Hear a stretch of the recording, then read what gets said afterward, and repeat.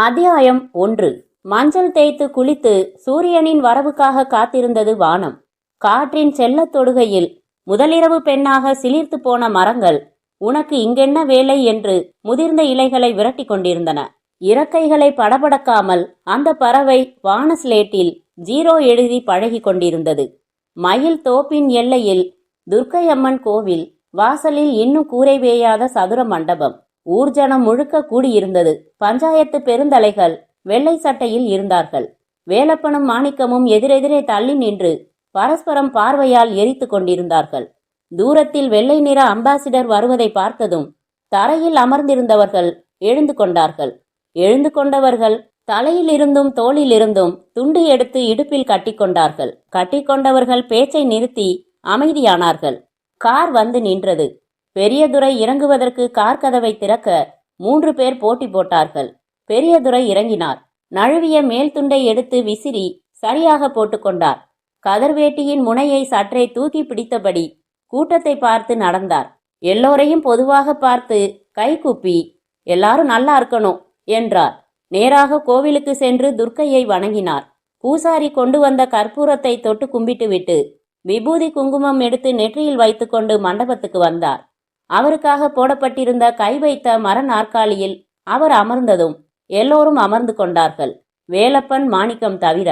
தனக்கு அருகில் மரபெஞ்சில் அமர்ந்திருந்த மற்ற பெரிய புள்ளிகளை பார்த்த பெரியதுரை, எனக்கு குடும்பத்தை ஒன்று சேர்த்து வச்சுதான் பழக்கம். பாகம் பிரிக்கிற பஞ்சாயத்துக்கு வர்றதுக்கே கஷ்டமா இருந்துச்சு. கூப்பிட்ட சொல்ல தட்டக்கூடாதுன்னு வந்திருக்கேன் என்றார். நல்லதோ கெட்டதோ நீங்க எடுக்கிற முடிவுக்கு கட்டுப்படுறது தானே ஊர் வழக்கம். நாங்க தனிப்பட்ட முறையில வேலப்பன் கிட்ட எவ்வளவோ பேசி பார்த்துட்டோம், கேட்டுக்கல. அடம் பிடிச்சதால பஞ்சாயத்தை கூட்ட வேண்டியதா போச்சையா என்றார் ஒரு பெரியவர். பெரியதுரை திரும்பி வேலப்பனை பார்த்தார். வேற வழி இல்லங்க பெரியதுரை என்றான் கைகளை பின்பக்கம் கட்டியிருந்த வேலப்பன். என்ன செய்யணுங்கிற? கட்ஷூவில் இருந்த ஒரு காலை மட்டும் எடுத்து தன் மடியில் போட்டுக்கொண்டார் பெரியதுரை. ஒரு கை தன் அடர்த்தியான மீசையை 2 பக்கமும் தடவி கொண்டிருந்தது. ஜிப்பா போல தைக்கப்பட்டிருந்த கதர் சட்டையில் செயினோடு கூடிய 2 தங்க பட்டன்கள் அதிகாலை வெளிச்சத்திலும் மின்னியது. என்னோட பாகத்தை பிரிச்சு கொடுக்க சொல்லுங்க, வேற எதுவும் கேட்கலங்க. மூத்தவருங்கிற உரிமையில அவர் எது வேணாலும் செய்வாரு. நான் பார்த்துக்கிட்டு இருக்கணும்னு நினைச்சா அது சரியில்லைங்க. உன்னையும் மாணிக்கத்தையும் நான் ரொம்ப வருஷமா பாக்குறவன்பா. என்னோட அப்பா செத்தப்ப எனக்கு வயசு 12. அப்போ சின்னதுரைக்கு வயசு 4. எந்த விபரமும் தெரியாத குழந்தாவன். எங்க அப்பா எங்களுக்கு விட்டுட்டு போனது பெரிய வீட்டையும் கொஞ்சம் நிலத்தையும் தான். கூடவே சமாளிக்க முடியாத அளவுக்கு கடனும் வச்சுட்டு போனாரு. பள்ளிக்கூட புஸ்தகங்களை தூக்கி பரன்ல போட்டுட்டு 12 வயசுலேயே கலப்பைய பிடிச்சவன் நான் படிக்கலங்கிற குறைய என் தம்பிய படிக்க வச்சு தீர்த்துக்கிட்டேன். பட்டணத்துக்கு போய் காலேஜில் படிச்சுட்டு வந்தான். என்னப்பா படிச்சுட்டியே, கிராமத்துல விவசாயம் பார்க்கறது உனக்கு சரிப்பட்டு வருமானு கேட்டேன். என்னை படிக்க வச்சது விவசாயம்தான், படிப்பு அறிவுக்காகத்தான். நான் விவசாயம்தான் பார்ப்பேன்னு சொன்னான். எனக்கு உடம்பு பூரா நரம்பு பூரா சிலிர்த்துச்சு. சொன்ன மாதிரியே செஞ்சுக்கிட்டும் இருக்கான். எனக்கு சந்தோஷமா இருக்கு. இன்னைக்கும் சின்னதுரை என்ன அப்பான்னு தான் கூப்பிடுறான். 10 அடி தள்ளி நின்று தான் பேசுறான். இதெல்லாம் உனக்கு தெரியும். உன் வீட்டு பஞ்சாயத்துல என் வீட்டு கதையை பேசி பெருமை அடிச்சுக்கிறதுக்காக இதை சொல்லலப்பா. பழச மறந்துடக்கூடாதுங்கிறதுக்காக சொன்னேன். வேலப்பன் அவர் முகம் பார்ப்பதை தவிர்த்தான். என்ன மாதிரி தாண்டா மாணிக்கமும். உன்னை வளர்த்து மனுஷனாக்க என்ன கஷ்டமெல்லாம் அவன் பட்டான்னு எனக்கு தெரியும். தனக்கு மாத்து வேட்டி இல்லாதப்பவும் உனக்கு மல்லு வேட்டி வாங்கி கொடுத்தவன் மாணிக்கம். உங்க அண்ணி செத்த அடுத்த வருஷம் உனக்கு கல்யாணம். இந்த மயில் தோப்பே மூக்கு மேல விரல் வைக்கிற மாதிரி ஊரை கூட்டி பாண்டு வாத்தியம் வச்சு 3 நாள் கல்யாணம் நடத்தி வச்சான். கச்சேரி என்ன, வானவேடிக்கை என்ன, கரகாட்டம் என்ன, ஊர் மெச்சணும்னு வாரி இறைச்சான். உன் சந்தோஷத்துக்காக தானேடா. அதுக்காக என்றான் வேலப்பன். சரி விடு, நீ வீம்பா நிக்கிற. இப்ப என்ன நடந்து போச்சு?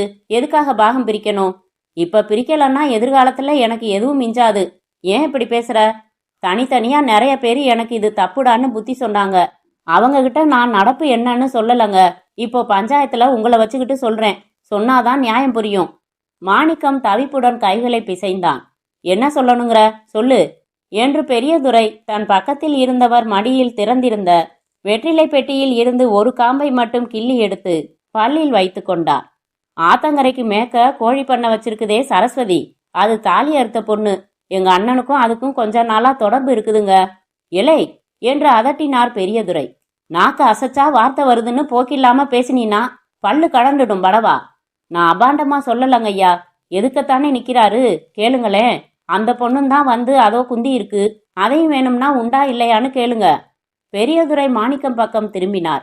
என்னடா மாணிக்கம், அவன் பாட்டுக்கும் பேசிக்கிட்டு இருக்கான், வாயை திறக்காம நின்னா என்ன அர்த்தம்? ஐயா, நிஜம்தானுங்க. எங்க மிலிட்ரி ஹோட்டலுக்கு முட்டை வாங்க போறப்ப வர்றப்ப அது கொஞ்சம் சிரிச்சு பேசுங்க. நானும் உக்காந்து கதை பேசி மோர் குடிச்சிட்டு வருவேங்க. அந்த பழக்கம் வளர்ந்து தப்பாயிடுச்சுங்க. அதுக்கும் யாரும் இல்ல. இத்தனை வயசுக்கு அப்புறம் வெளியில தெரிஞ்சா கேவலம்னு ரகசியமா போயிட்டு வந்துட்டு இருந்தேன். இப்ப சபைக்கு வந்துடுச்சு. இனிமே சங்கடப்பட்டு என்ன பிரயோசனம்? ஆமாங்க ஐயா, நான் அந்த பொண்ணோட குடித்தனம் பண்ணிக்கிட்டு தான் இருக்கேன், மறுக்கல. கூட்டம் முழுக்க இப்போது திரும்பி கோழி பண்ணை சரஸ்வதியை பார்க்க அவள் தலை குனிந்து அமர்ந்திருந்தாள். பெரியதுரை ஒரு பெருமூச்சுக்கு பின் வேலப்பனை பார்த்து, சரி, உங்க அண்ணன் தான் மறுக்கலன்ட்டாரே, அது ஒரு தனி மனுஷ சமாச்சாரம். பஞ்சாயத்து அதை பத்தி இல்ல. அதுக்கும் நீ பாகம் பிரிச்சு கேட்கறதுக்கும் என்ன சம்பந்தம் இருக்கு?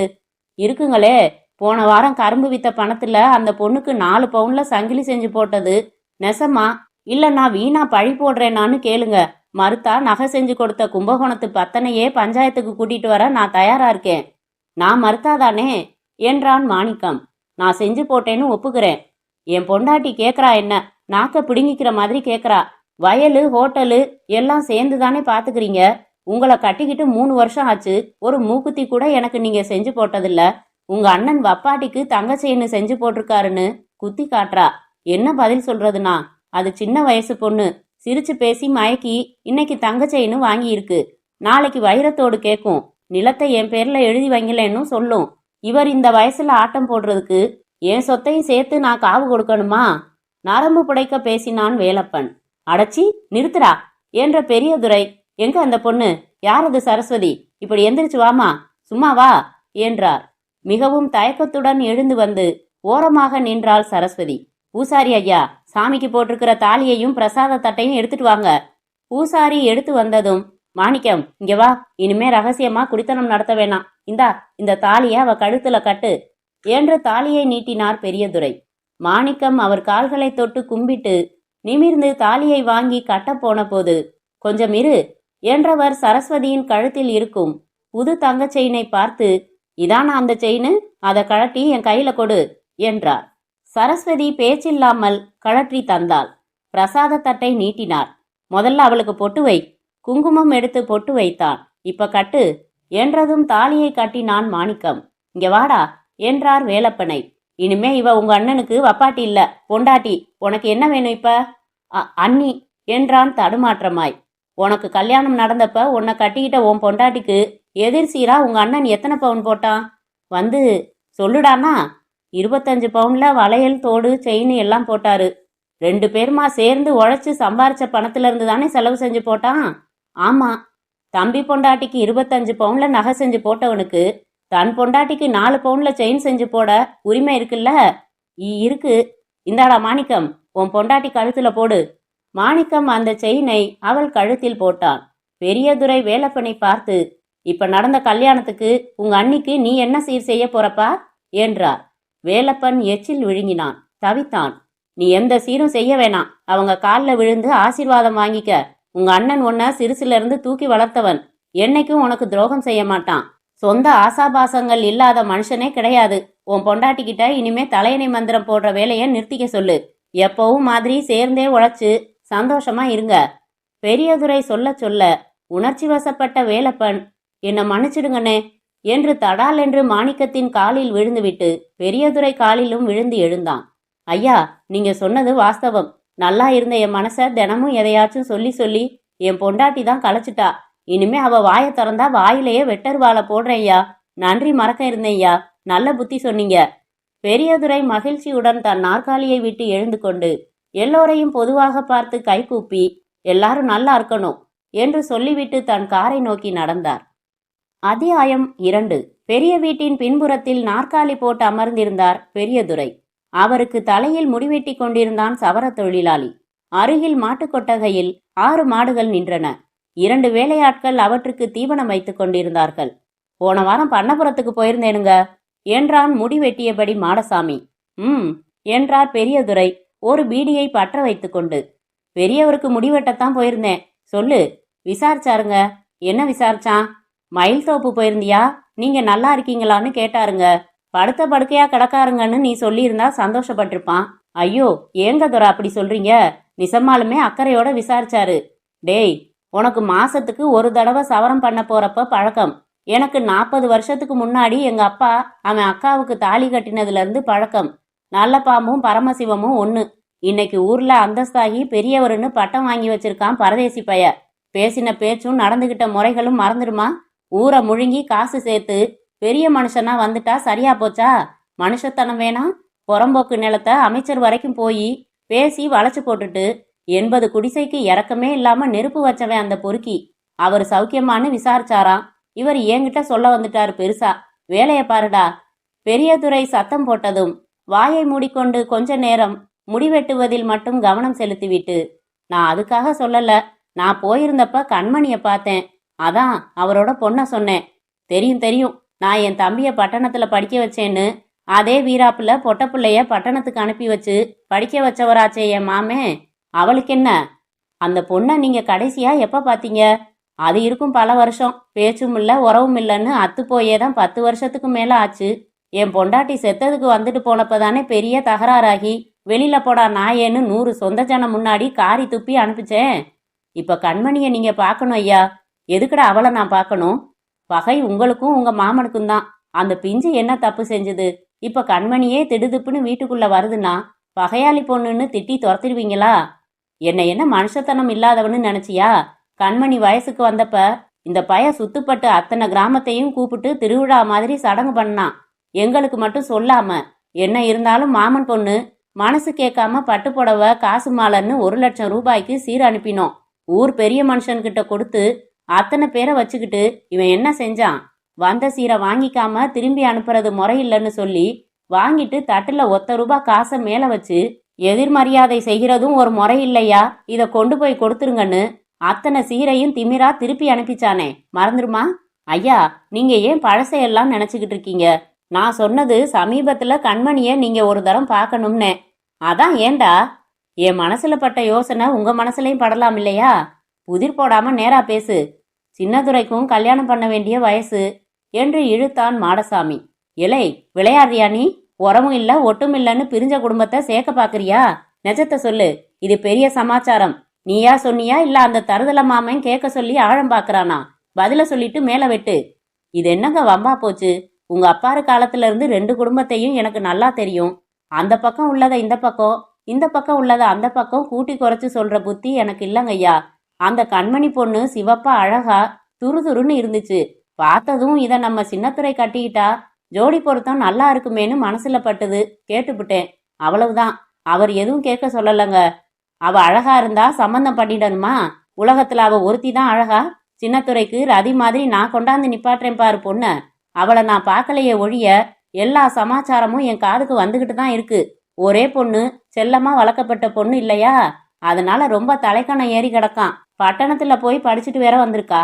பெரியவங்க கிட்ட மரியாதையே இல்லையாம். யார்கிட்ட என்ன பேசுறதுன்னு இல்லாம வாயடிக்குதான். என் மாமனே வந்து என் காலில் விழுந்து என் பொண்ணை உங்க தம்பிக்கு கட்டி வைன்னு கேட்டா கூட நான் ஒப்புக்க மாட்டேன், தெரிஞ்சுக்க. மாடசாமி அதற்கு மேல் எதுவும் பேசாமல் தொடர்ந்து முடிவெட்டி கொண்டிருக்க கணக்கு பிள்ளை வடிவேலு வந்து பவ்யமாக நின்றார்.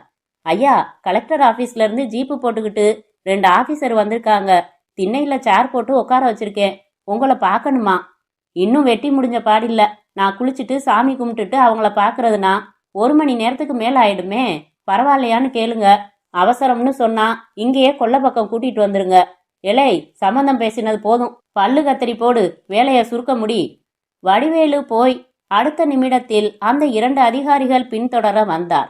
அவர்களுக்கு பின்னால் ஒரு வேலைக்காரன் 2 மூங்கில் நாற்காலிகளை தூக்கி கொண்டு வந்து பெரியதுரைக்கு எதிரே போட்டான்.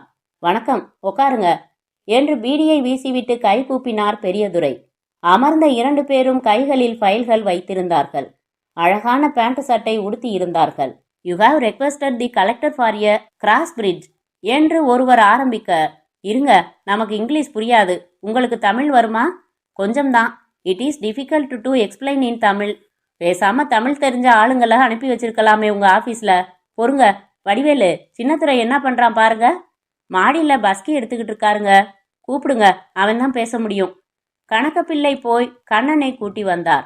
ஆனால் கண்ணன் என்று யாருமே அழைப்பதில்லை. ஆனந்தமூர்த்தி பெரியதுரையானார். கண்ணன் சின்னதுரையானார். கண்ணன் லுங்கியும் வியர்த்து வழியும் வெற்றுடம்பின் மேல் ஒரு டர்க்கி டவலுமாக வந்தான். தன் அண்ணனுக்கு மரியாதையான தூரத்தில் நின்று, கூப்பிட்டீங்களாப்பா என்றான். கலெக்டர் ஆபீஸ்ல இருந்து வந்திருக்காங்க. இங்கிலீஷ்ல சொல்றது எனக்கு புரியல, என்னன்னு விசாரி. Yes, what is the matter என்றான் அவர்களிடம். அவர்களும் அவனும் ஆங்கிலத்தில் உரையாடுவதை பெருமிதத்தோடு பார்த்த பெரியதுரை ஒருமுறை திரும்பி மாடசாமியை பார்த்து கொண்டார். அவர்களோடு பேசி முடித்த கண்ணன், நம்ம ஊர்ல ஆத்துக்கு குறுக்க மரப்பாலம் இருக்கிறத எடுத்துட்டு பக்கா கான்கிரீட் பாலம் போடணும்னு விண்ணப்பிச்சிருந்தோம் இல்லையா? பக்கா பாலம் போடுறதுன்னா இன்னும் மேற்க அரை பர்லாங் தள்ளி தான் போடுறதுக்கு தோதா இருக்குன்னு என்ஜினியர் சொல்றாங்களாம். அரை பர்லாங் தானே, பரவாயில்லையே என்றார் பெரியதுரை. அவங்க பார்த்து வச்சிருக்கிற இடத்துல ஆத்துக்கு 2 கரையிலையும் நம்ம நிலங்கள் வருதான். இந்த பாலம் கட்டுறதுக்கு 2 பக்கமும் நம்ம நிலத்துல அரை ஏக்கர் வரைக்கும் அரசாங்கத்துக்கு கொடுக்க வேண்டி வருமா. இதுக்கு நாம சம்மதிச்சா உடனே வேலைகளை ஆரம்பிச்சிடுவாங்களாம்.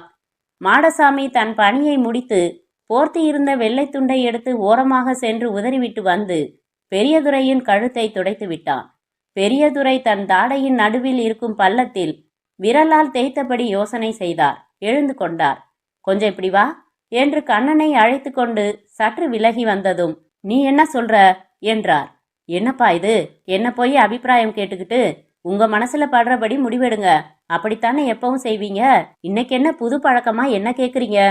அதுக்கில்ல சின்னதுரை, மரப்பாலம் மேக்க அவங்க சொல்ற நிலங்கள் எல்லாம் உன் பேர்ல உள்ள நிலம். அப்பா, என்னாச்சு உங்களுக்கு? என்னது உன்னதுன்னு பேசிக்கிட்டு எல்லாம் நம்ம சொத்து. ஒவ்வொரு சமயம் ஒவ்வொருத்தர் பேர்ல சொத்துக்கள் வாங்கி போட்டிருக்கீங்க. என்ன இப்படி கேட்டது சங்கடமா இருக்கு. சரிவா, ஒரு வார்த்தைக்கு கேட்டேன். இந்த ஊர் ஜனங்களுக்கு நாம செய்யாம யார் செய்யறது? அவங்க கிட்ட தேவைப்பட்ட நிலத்தை விட்டு தர்றோம், அதுக்கான வேலைங்களை பாருங்கன்னு வந்து சொல்லிடு. கண்ணன் வந்து ஆங்கிலத்தில் அவர்களிடம் முடிவை சொன்னதும் அவர்கள் எழுந்து அவனோடு கை குலுக்கிவிட்டு பெரியதுரைக்கு கைகூப்பி விட்டு புறப்பட்டு சென்றார்கள். மாடசாமி தன் உபகரணங்களை சிறிய தோல்பையில் சேகரித்து கொண்டு புறப்பட, படுத்து கிடந்துட்டு மத்தியானம் சாப்பிட்டுட்டு போடா என்றார் பெரியதுரை உத்தரவிடும் குரலில். அவன் தலையசைத்தான்.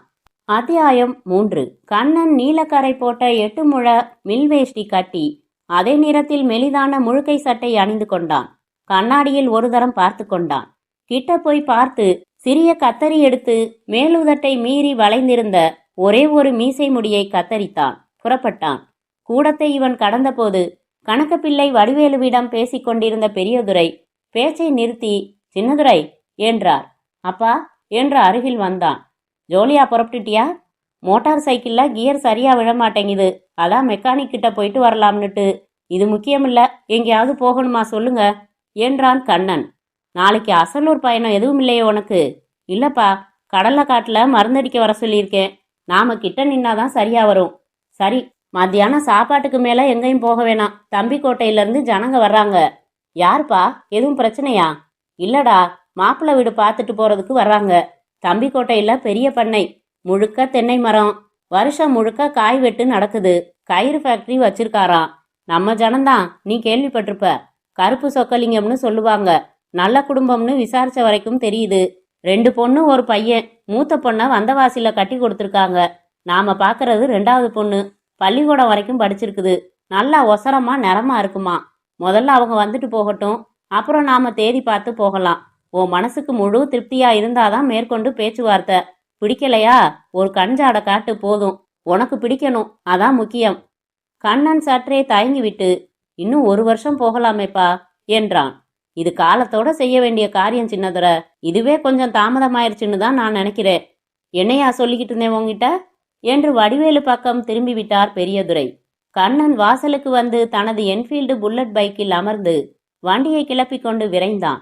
மயில் தோப்பு எல்லையை கடந்து செம்மண் சாலையில் திரும்பி பண்ணைபுரம் செல்லும் வழியில் பைக்கை விரட்டினான்.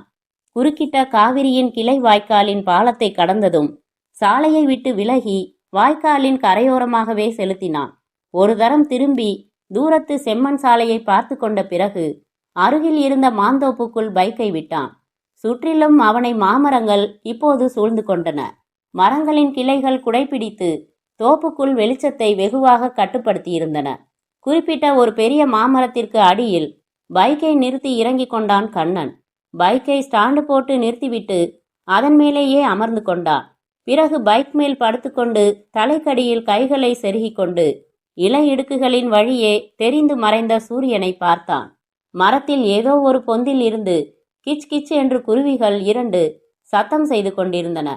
தரை முழுக்க மணல் தெரியாதபடி மாவிலை மெத்தை விரிக்கப்பட்டிருந்தது. வீசிய காற்றில் குளிர்ச்சி இருந்தது. கண்களை மூடிக்கொண்டு ரம்யமான சூழ்நிலையை ரசித்துக் கொண்டிருந்த கண்ணன் வெகு தூரத்தில் கொலுசு சத்தம் கேட்டதிலேயே சிலிர்த்தான். தலையை மட்டும் உயர்த்தி திரும்பி பார்த்தான். தூரத்தில் கண்மணி வந்து கொண்டிருந்ததை குறுக்கிட்ட மரங்கள் காட்டி காட்டி ஒலித்து கொண்டிருந்தன. கண்ணன் மறுபடி சரியாக படுத்துக்கொண்டு கண்களை மூடி தூங்குபவனைப் போல பாவனை செய்தான். கொலுசு சத்தம் சமீபித்தது. கண்மணி செய்தித்தாளில் ஏதோ சுருட்டி எடுத்து வந்திருந்தாள். தாவணி அணிந்திருந்தாள். நீளமான முகத்திற்கு இரட்டை பின்னல்கள் எடுப்பாக இருந்தன. மைத்தீட்டிய கண்கள், இயற்கையிலேயே சிவந்த இதழ்கள், காதோரம் அணி சேராத தனி கூந்தல் சுருள் அவள் அழகுக்கு மற்றும் ஒரு அலங்காரமாக இருந்தது. கண்மணி பைக் அருகில் வந்து உறக்கம் காட்டும் அவன் அருகில் நின்று செருமினாள். அவன் அசையவில்லை. அவன் முகத்திற்கு மேலே தன் வளையல்களை சத்தப்படுத்தினாள். அவன் பிடிவாதமாக அசையவில்லை. கண்ணன், நடிப்பு போதும், எந்திரிங்க என்றாள். அவன் அப்போதும் அசையாமல் போகவே சுற்றுமுற்றும் தேடி ஒரு சிறிய பறவை இறகை பொறுக்கி எடுத்தாள். மிக நிதானமாக அதை அவன் காதுக்குள் செலுத்தி குறுகுறுப்பு செய்ய கண்ணன் சிலிர்த்து கொண்டு எழுந்துவிட்டான். அவசரமாக எழுந்ததில் பைக்கில் இருந்து அவன் நழுவ கீழே விழுந்து விடாமல் இருக்க அவளின் 2 தோள்களையும் அழுத்தமாக பிடித்து கொண்டு சமாளித்த பின்பும் அவளை விடாமல் அப்படியே அணைத்து கன்னத்தில் ஒரு முத்தம் கொடுத்து அதன் பின்னரே விடுவித்தான். என்ன கண்ணன் இது, வந்ததுமே கலாட்டா பண்றீங்க? கலாட்டா பண்ணல, காதல் பண்றேன். என்ன அது கையில? பைக்கை விட்டு குதித்து இறங்கிய கண்ணன் அதன் கேரியர் பெட்டியில் இருந்து நீளமான துண்டு எடுத்து மாவிலை சருகுகள் மேல் விரித்து விட்டு அமர்ந்தான். வா, உக்காரு. அவள் அவன் அருகில் அமர்ந்து அந்த செய்தித்தாளை நீக்கி 2 சுட்ட சோளக்கதிர்களை எடுத்து ஒன்றை அவனுக்கு நீட்டினாள். கண்மணி, முகத்துக்கு மஞ்சள் தேய்ச்சி குளிச்சியா? ரொம்ப மினுமினுன்னு இருக்க. மஞ்சளா? ச, ஃபாரின் கிரீம் வாங்கினேன், அதான். அந்த கிரீமை இடுப்புலையுமா தேய்ச்ச என்று அவள் இடையில் வில்லலாக பிடித்து வலிக்காமல் கிள்ளி விடுவித்தான். ஏதாச்சும் ஒரு சாக்கு வச்சுக்கிட்டு சும்மா தொடுறீங்கப்பா. ஏன், தொட்டா என்னவா, தேய்மானம் ஆயிடுமா? என் மாம பொண்ண நான் தொடுறதுக்கு உரிமை இல்லையா என்ன? உறவே இல்லைன்னு உங்க அண்ணனும் எங்க அப்பாவும் குதிச்சுக்கிட்டு இருக்காங்க. இதுல இவர் உரிமை பத்தி பேச வந்துட்டாரு. அவங்க எப்படியோ முட்டிக்கட்டும் மோதிக்கட்டும், உனக்கும் எனக்கும் பகை இருக்கா?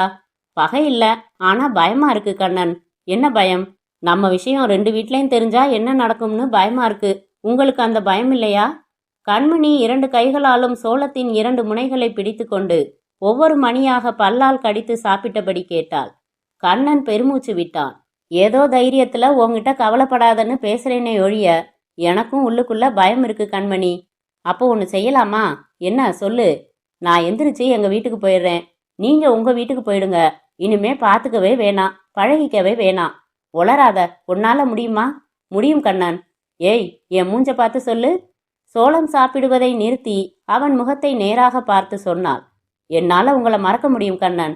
ஏன்னா அப்படி பிரியணுங்கிற நிலைமை வந்தா நான் செத்து போயிடுவேன். செத்துப்போனா உடம்புக்கு ஞாபகங்கள் ஏது?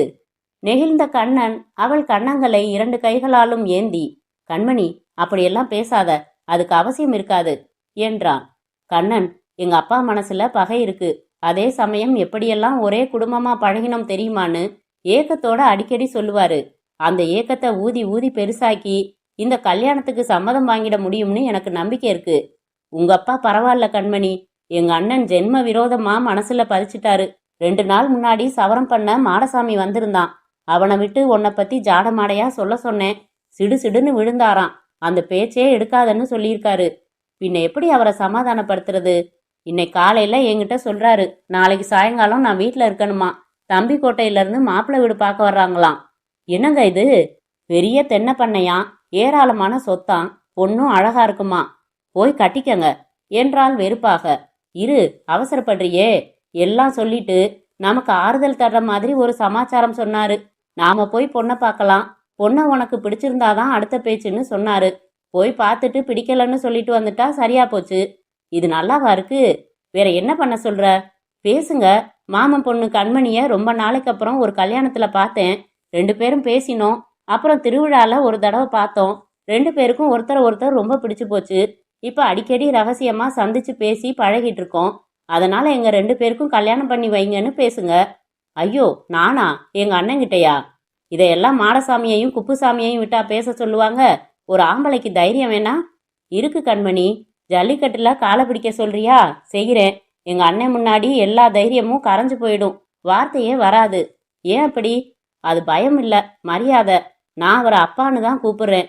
எனக்கு நினைவு தெரியறதுக்குள்ளேயே அப்பாவும் போயிட்டாரு, அம்மாவும் போயிட்டாங்க. என்னை வளர்த்தது அண்ணனும் அண்ணியும் தான். ஏகப்பட்ட கடன்ல குடும்பம் இருந்தது. ஒவ்வொன்னா தன் கடுமையான உழைப்பால முடிச்சு நிமிர வச்சாரு. அவ்வளவு சிரமத்திலையும் என்ன ஆர்வத்தோட படிக்க வச்சாரு.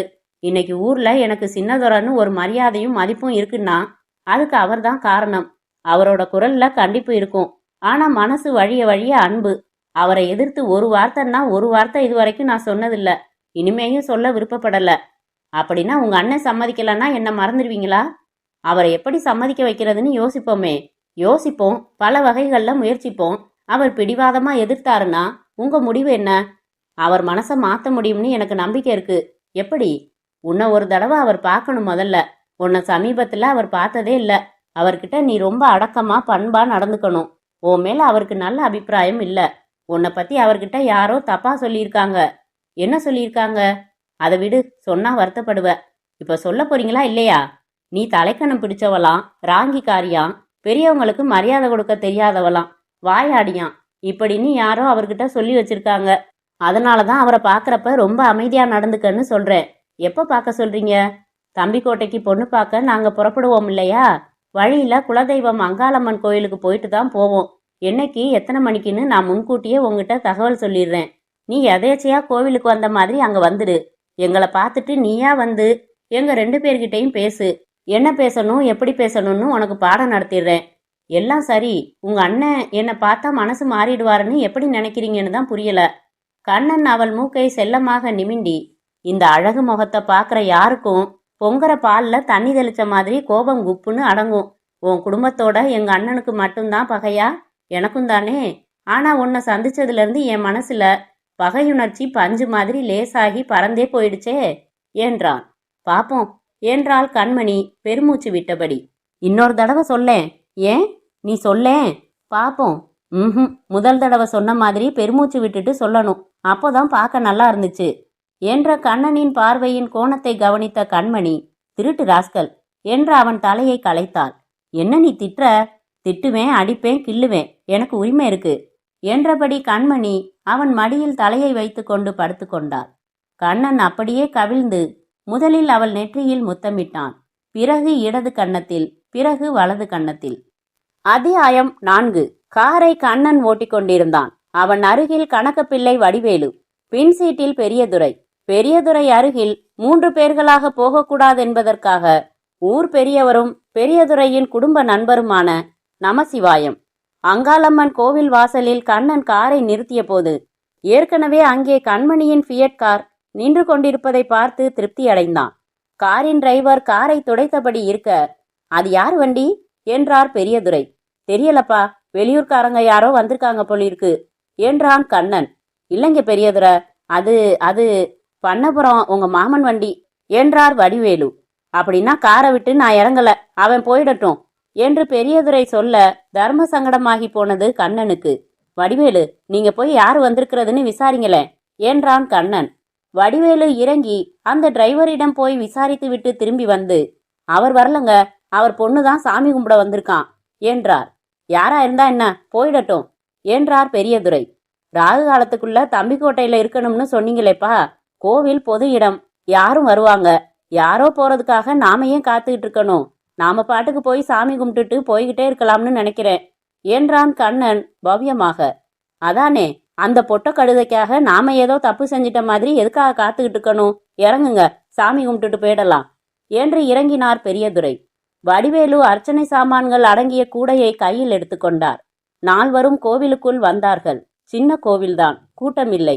சன்னிதானத்தில் கண்களை மூடி சாமியை பார்த்தபடி நின்றிருந்தாள் கண்மணி. இவர்கள் எதிர்ப்புறமாக சென்று நின்று கொண்டார்கள். தீபாராதனை முடிந்து குருக்கள் கண்மணியின் அர்ச்சனை தட்டோடு திரும்பி வந்து இவர்களை பார்த்ததும் வணக்கம் வைத்தார். தட்டை கையில் வாங்கி கொண்டு நிமிர்ந்த கண்மணி தன் பெரிய மாமாவையும் சின்ன மாமாவையும் அப்போதுதான் பார்ப்பது போல பார்த்து முகத்தில் பரவசம் காட்டினாள். பட்டுப்பாவாடை கட்டி ஜிமிக்கி மாட்டி கழுத்தில் 2-3 நகைகள் அணிந்து கிட்டத்தட்ட மணப்பெண் அலங்காரத்தில் இருந்த அவள் பெரியதுரையை பார்த்து மாமா என்றாள். பெரியதுரை அவள் தட்டோடு பேசாமல் போய்விடுவாள் என்றுதான் எதிர்பார்த்திருந்தார். அவள் அழைத்ததும் என்ன சொல்வது என்று புரியாமல் நிற்க கண்மணி சட்டென்று அவர் கால்களில் விழுந்தாள். மாமா, இன்னைக்கு எனக்கு பிறந்த நாள், என்ன பெரியவங்க நீங்க ஆசீர்வாதம் பண்ணணும் என்று நிமிராமல் எழாமல் சொன்னாள். சங்கடப்பட்ட பெரியதுரை நல்லாரு எந்திரிமா என்றார். அவள் எழுந்து கொண்டு சின்னமாமா நீங்களும் என்ன ஆசீர்வாதம் செய்யணும் என்று கண்ணனின் கால்களிலும் விழுந்தாள். அவனும் சங்கடப்பட்டவனைப் போல தவிப்பு காட்டிவிட்டு சரி சரி நல்லா இரு என்றான். கண்மணி எழுந்து கொண்டு பெரியதுரையிடம் உங்களையெல்லாம் பார்க்கணும்னு மனசுல எவ்வளவு ஆசையா இருந்துச்சு தெரியுமா? உங்க வீட்டுக்கு வரணும்னு நினைப்பேன். நீங்க என்ன சொல்வீங்களோன்னு பயமா இருக்கும். நான் டிகிரியில ஃபர்ஸ்ட் கிளாஸ்ல பாஸ் பண்ணின செய்தி சொல்றதுக்கு உங்க வீட்டுக்கு வரணும்னு ஆசைப்பட்டு அப்பா கிட்ட சொன்னேன். விரல் அச்சு பதிகிற மாதிரி என்ன அரைஞ்சிட்டாரு. உங்களுக்கும் அவங்களுக்கும் தானே பகை, எனக்கு என்ன பகைன்னு எதிர்த்து கேட்டதுக்கு இன்னும் 2 அறை தான் பதிலா கிடைச்சுது. இன்னைக்கு அதுவும் என் பிறந்த நாள் அன்னைக்கு உங்களை பார்த்து ஆசீர்வாதம் வாங்கிக்கிட்டது எவ்வளவு சந்தோஷமா இருக்கு தெரியுமா என்று அவள் பாட்டுக்கு பேசிக்கொண்டே போக பெரியதுரை எதுவும் பேசாமல் நின்றார். நான் வரேன் மாமா என்று அவள் போனதும் இவர்கள் அர்ச்சனை முடித்துக்கொண்டு காரில் தம்பிக்கோட்டைக்கு பயணம் தொடர்ந்தார்கள். பெரியதுரை ரொம்ப நேரம் ஜன்னல் வழியாக பார்த்து கொண்டே இருந்துவிட்டு ஒரு பீடி எடுத்து பற்ற வைத்து கொண்டார். என்னையா வடிவேலு, பாம்பு புத்துல பன்னீர் புஷ்பம் பூத்திருக்குது, இவளை பத்தி என்கிட்ட வேற மாதிரி சொன்னாங்களே, இவ்வளவு பவ்யமா மரியாதையா பேசுதே இது என்றார். ஆமாங்க ஐயா, உணர்ந்து பேசுது, உறவை மதிச்சு பேசுது. பிறந்த நாளுன்னு காலில் விழுந்ததுக்கு ஏதாச்சும் பணம் கொடுத்துருக்கலாம், சட்டுன்னு தோணல. என்ன சின்னதுரை பேசாம வர்ற? அவ காலில் விழுந்ததும் அப்படியெல்லாம் பேசினதும் எனக்கும் ஒரே ஆச்சரியமா இருந்துச்சுப்பா. ஏதாச்சும் கொடுக்கணுமேன்னு எனக்கும் படல. சரி விடு, அவங்க அம்மாவை அப்படியே உரிச்சு வச்சிருக்கா, லட்சணமா தான் இருக்கா என்ற பெரியதுரை பீடியை ஜன்னல் வழியாக வீசினார். அத்தியாயம் 5. அப்புறம் என்றார் பரமசிவம் தேக்கு மரத்தில் செய்து வெள்ளியில் பூன் போட்ட ஊஞ்சலில் மெதுவாக அசைந்தபடி. கையில் அர்ச்சனை தட்டுடன் எதிரே நின்ற கண்மணி 2 பேரும் அசந்துட்டாங்க. நான் பாசத்தை கொட்டினேன், உருகி போய் வார்த்தையே இல்லாம நின்னாரு பெரிய மாமா என்றாள். மாமா என்ன மாமா, பெரிய பொறுக்கி சின்ன பொறுக்கின்னு சொல்லு. என் திட்டம் அப்ப கூடிய சீக்கிரம் நிறைவேறிடும்னு சொல்லு. நிச்சயமாப்பா, நம்ம குடும்பத்துக்கு அவங்க செஞ்ச அவமானத்துக்கெல்லாம் வட்டியோட சேர்த்து படத்தான் போறாங்க. நான் எப்படியெல்லாம் ஆட்டி படைக்க போறேன்னு பாருங்க. தாய்ப்புலிக்கு உள்ள வேகத்தை விட குட்டி புலிக்கு வேகம் இன்னும் அதிகம்னு தெரிஞ்சுக்கத்தான் போறாங்க. சாதாரண புலி இல்ல கண்மணி, நரியோட மூளையையும் யானையோட பலத்தையும் வரமா வாங்கிட்டு பிறந்திருக்கிற புலி. சின்னத்துறை மட்டும் உன்னை சந்தேகப்படாத மாதிரி நடந்துக்கணும் கண்மணி. ஐயோ சொல்லவே வேணாம்ப்பா, அது ஒரு அசடு. நான் அதை உருகி உருகி ஆசை வச்சிருக்கிறதா பரிபூர்ணமா நம்புது. பேசி பேசி கொஞ்சம் அனுமதிச்சு மயக்கி வச்சிருக்கேன். மலை உச்சியிலிருந்து குதின்னு சொன்னா குதிக்கும், அந்த அளவுக்கு என் மேல மயங்கி கிடக்குது அது என்றாள் கண்மணி அலட்சியமாக. உன் வாழ்க்கைய பணயமா வைக்கிறம்மா இதுல? அதெல்லாம் இல்லப்பா, என் அழகுக்கும் அறிவுக்கும் அந்தஸ்துக்கும் கண்ணன் எல்லா விதத்திலையும் பொருத்தமானவர் தான். என் கோபம் எல்லாம் பெரியதுரை மேலதானே ஒழிய இவர் மேல இல்ல. நடந்து போன 1000 பிரச்சனைகள்ல எப்படி எனக்கு சம்பந்தமே இல்லையோ அதே மாதிரி கண்ணனுக்கும் சம்பந்தம் இல்ல. நீங்களும் சரி நானும் சரி, பழி வாங்க வேண்டியது பெரியதுரையத்தான். அது வரைக்கும் கண்ணனை நான் பகடைக்காயா பயன்படுத்திக்குவேன். அதுக்கப்புறம் அவரோட சந்தோஷமா குடித்தனம் நடத்துவேன்பா. பெரியதுரை உங்க கல்யாணத்துக்கு சம்மதிச்சிடுவானா? நிச்சயமா, இப்பதானே மெழுகுவர்த்தி உருக ஆரம்பிச்சிருக்கு. முழுக்க உருகினதும் நெருப்பு தானா அணைஞ்சிடும் என்றபடி மர மாடிப்படிகளில் ஒரு பாடலை பாடியபடியே துள்ளலாக ஏற துவங்கினாள் கண்மணி. அவள் மறையும் வரை ஒருவித பெருமிதத்துடன் பார்த்து கொண்டிருந்த பரமசிவம் தன் நரைத்து போன மீசையை தடவிக்கொண்டார். அத்தியாயம் 6. அந்த சிறிய குன்றின் மேல் சிறிய முருகர் கோவில். வெள்ளிக்கிழமை மட்டும் திறந்திருக்கும் கோவில். மற்ற தினங்களில் மாடு மேய்க்கும் சிறுவர்கள் நிழலுக்கு ஒதுங்கி தூங்குவார்கள். கோவிலுக்கு செல்ல சரியான படிக்கட்டுகள் இல்லை என்பதால் நிறைய பேர் வருவதில்லை. ஆனால் அடிவாரத்தில் புல்லட்டை நிறுத்திவிட்டு கண்ணன் வந்திருந்தான். வந்ததும் அங்கே உட்கார்ந்து கொண்டான்.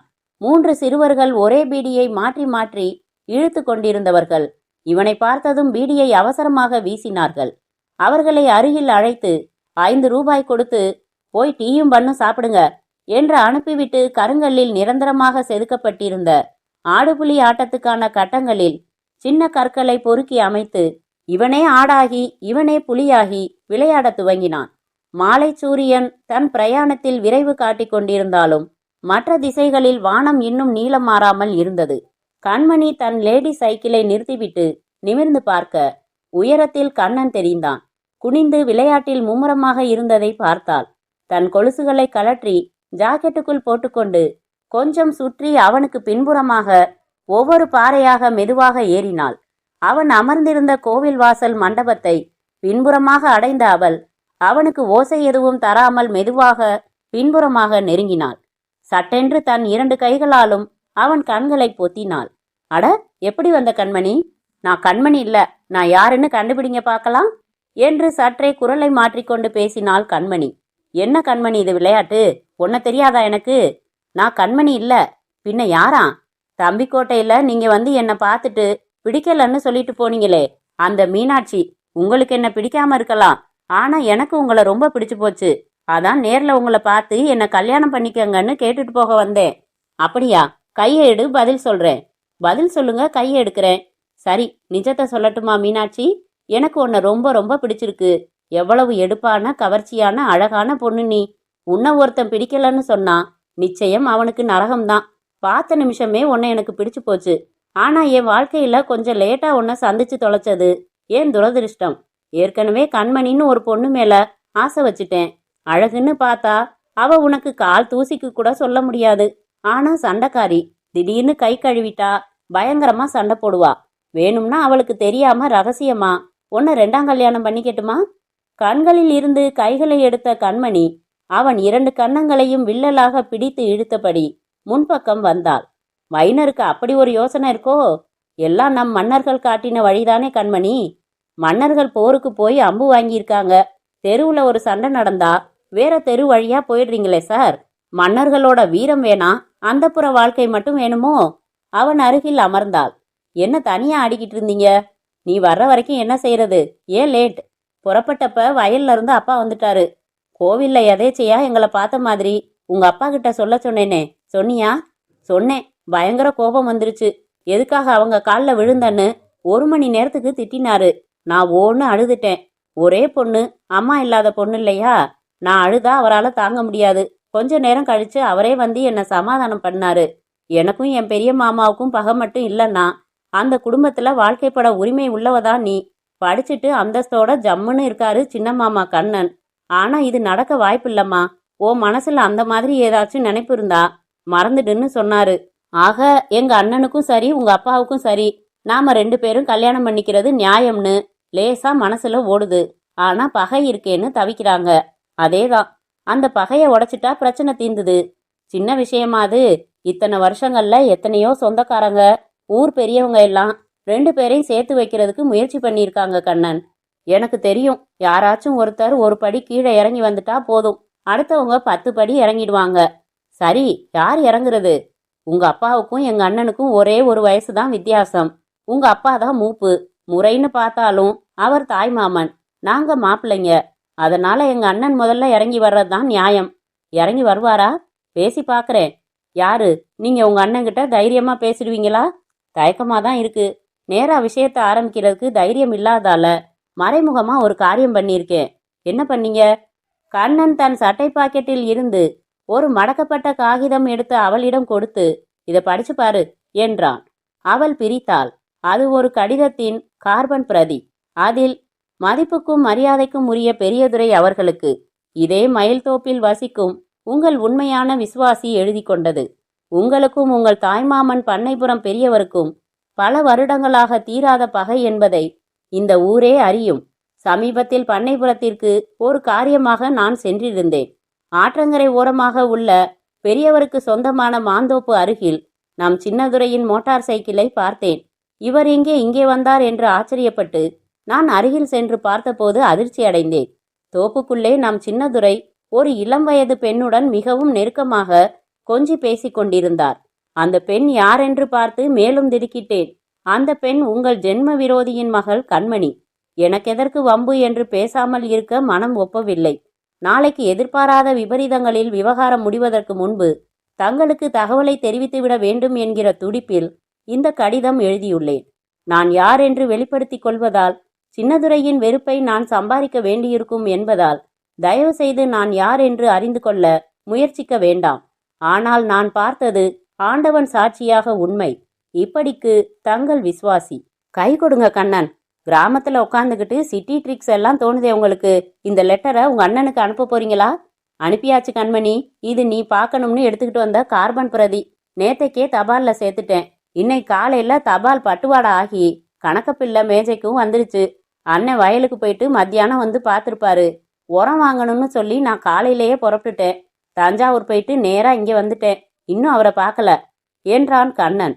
அதனால தான் இன்னைக்கு இடத்தை மாற்றி இங்கே வர சொல்லி ஃபோன் செஞ்சீங்களா? ஆமாம். இப்போ நீங்கள் வீட்டுக்கு போனதும் ஒரு போர்க்களத்தை தான் சந்திக்க போறீங்க. தைரியமாக எழுதி போட்டுட்டேன். இப்போ உதறலா இருக்கு கண்மணி. ரொம்ப தான் பயப்படுறீங்கப்பா. மீசை மட்டும் 3 பேருக்கு வேண்டிய அளவுக்கு வச்சிருக்கீங்க. எதிர்த்து பேசியதே இல்லை கண்மணி. பிறந்த குழந்தை கையை காலை உதச்சிக்கிட்டு அழுதாதான் அதுக்கு பால் கிடைக்கும். சும்மா சிரிச்சுக்கிட்டு இருந்தா பசி இல்லைன்னு தான் நினைப்பாங்க. தொழிலாளர்கள் தொண்டை கிழிய கத்தி அவங்க உரிமைக்காக போராடுறது இல்லையா? அந்த மாதிரி நீங்க காதலுக்காக போராட போறீங்க. பேச நல்லா தான் இருக்கு.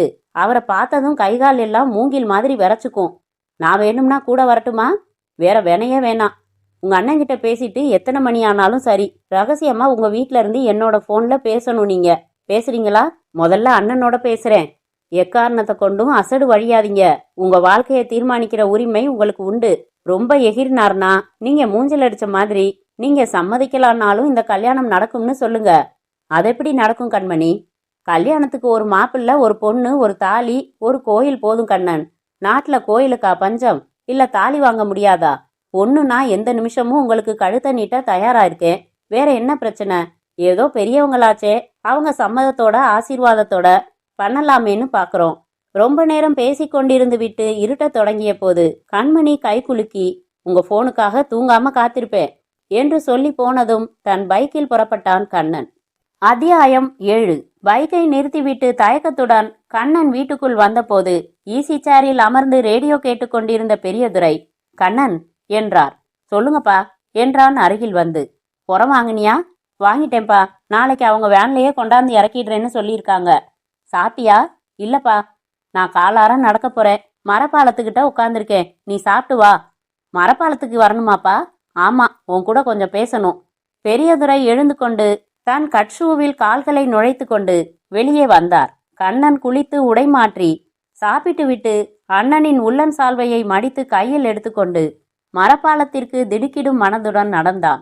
மரப்பாலத்தின் முனையில் எப்போதோ நட்ட கருங்கல் சுமை தாங்கி பூமி மேடானதில் கருங்கல் பெஞ்சாக மாறியிருக்க பெரியதுரை அதில் அமர்ந்திருந்தார். நிலா வானத்தின் மையம் நோக்கி நகர்ந்து கொண்டிருந்தது. ஆற்றில் சலசலவென்று தண்ணீர் ஓடிக்கொண்டிருக்க கரையோர செடிகள் ஒரே திசையில் வளைந்தாடி கொண்டிருந்தன. வண்டிகளும் வாகனங்களும் ஓடி ஓடி திடமான தடம் ஏற்பட்டிருக்க மற்ற இடங்களில் எல்லாம் பச்சை கம்பளம் விரித்தது போல புற்கள் நெருக்கமாக முளைத்திருந்தன. கண்ணன் பெரியதுரை அருகில் வந்தான். பனி இருக்குப்பா, இந்தாங்க. அவன் நீட்டிய சால்வையை வாங்கி துண்டு போல தோளில் போட்டுக்கொண்டார். உக்காரு என்றார். பரவாயில்ல, சொல்லுங்கப்பா. எனக்கு எதையும் நேரா பேசித்தான் பழக்கம். கண்ணன், நீ கண்மணியோட பழகிட்டு இருக்கியா? சாந்தமான குரலில் கேட்டார். எச்சில் விழுங்கிவிட்டு மௌனமாக நின்றான். சொல்லு.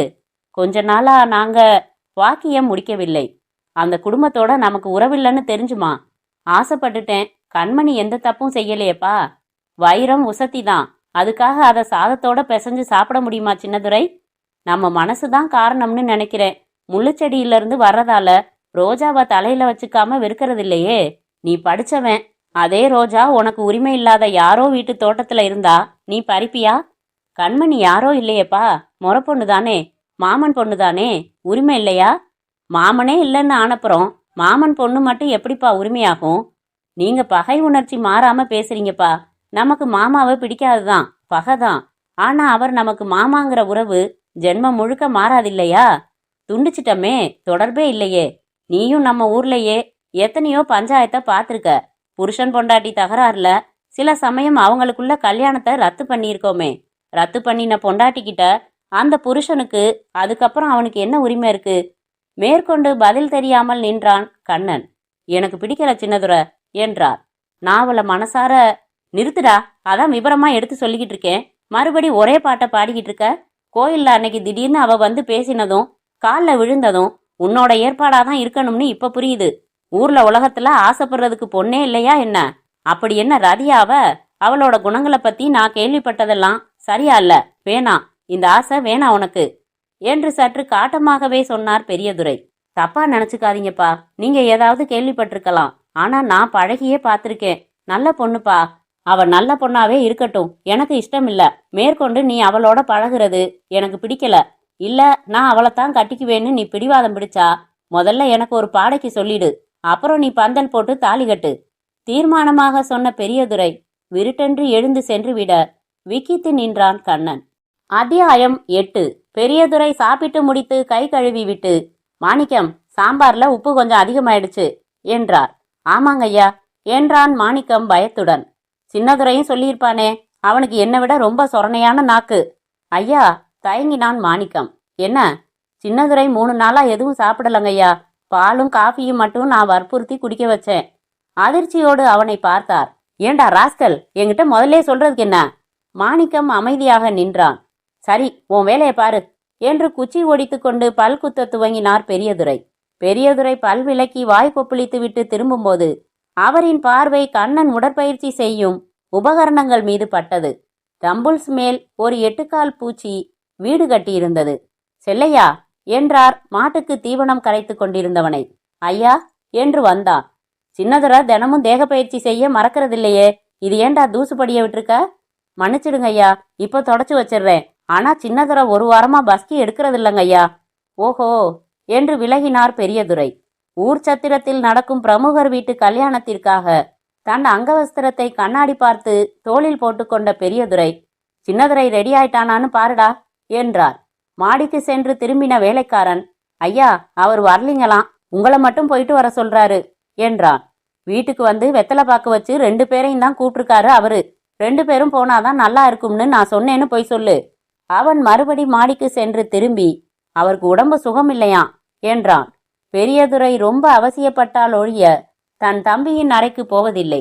ஒரு வினாடி யோசித்துவிட்டு விறுவிறுவென்று மாடிக்கு வந்து, சின்னதுரை என்று அழைத்ததும் படுக்கையில் படுத்திருந்த கண்ணன் திடுக்கிட்டு எழுந்து கொண்டான்.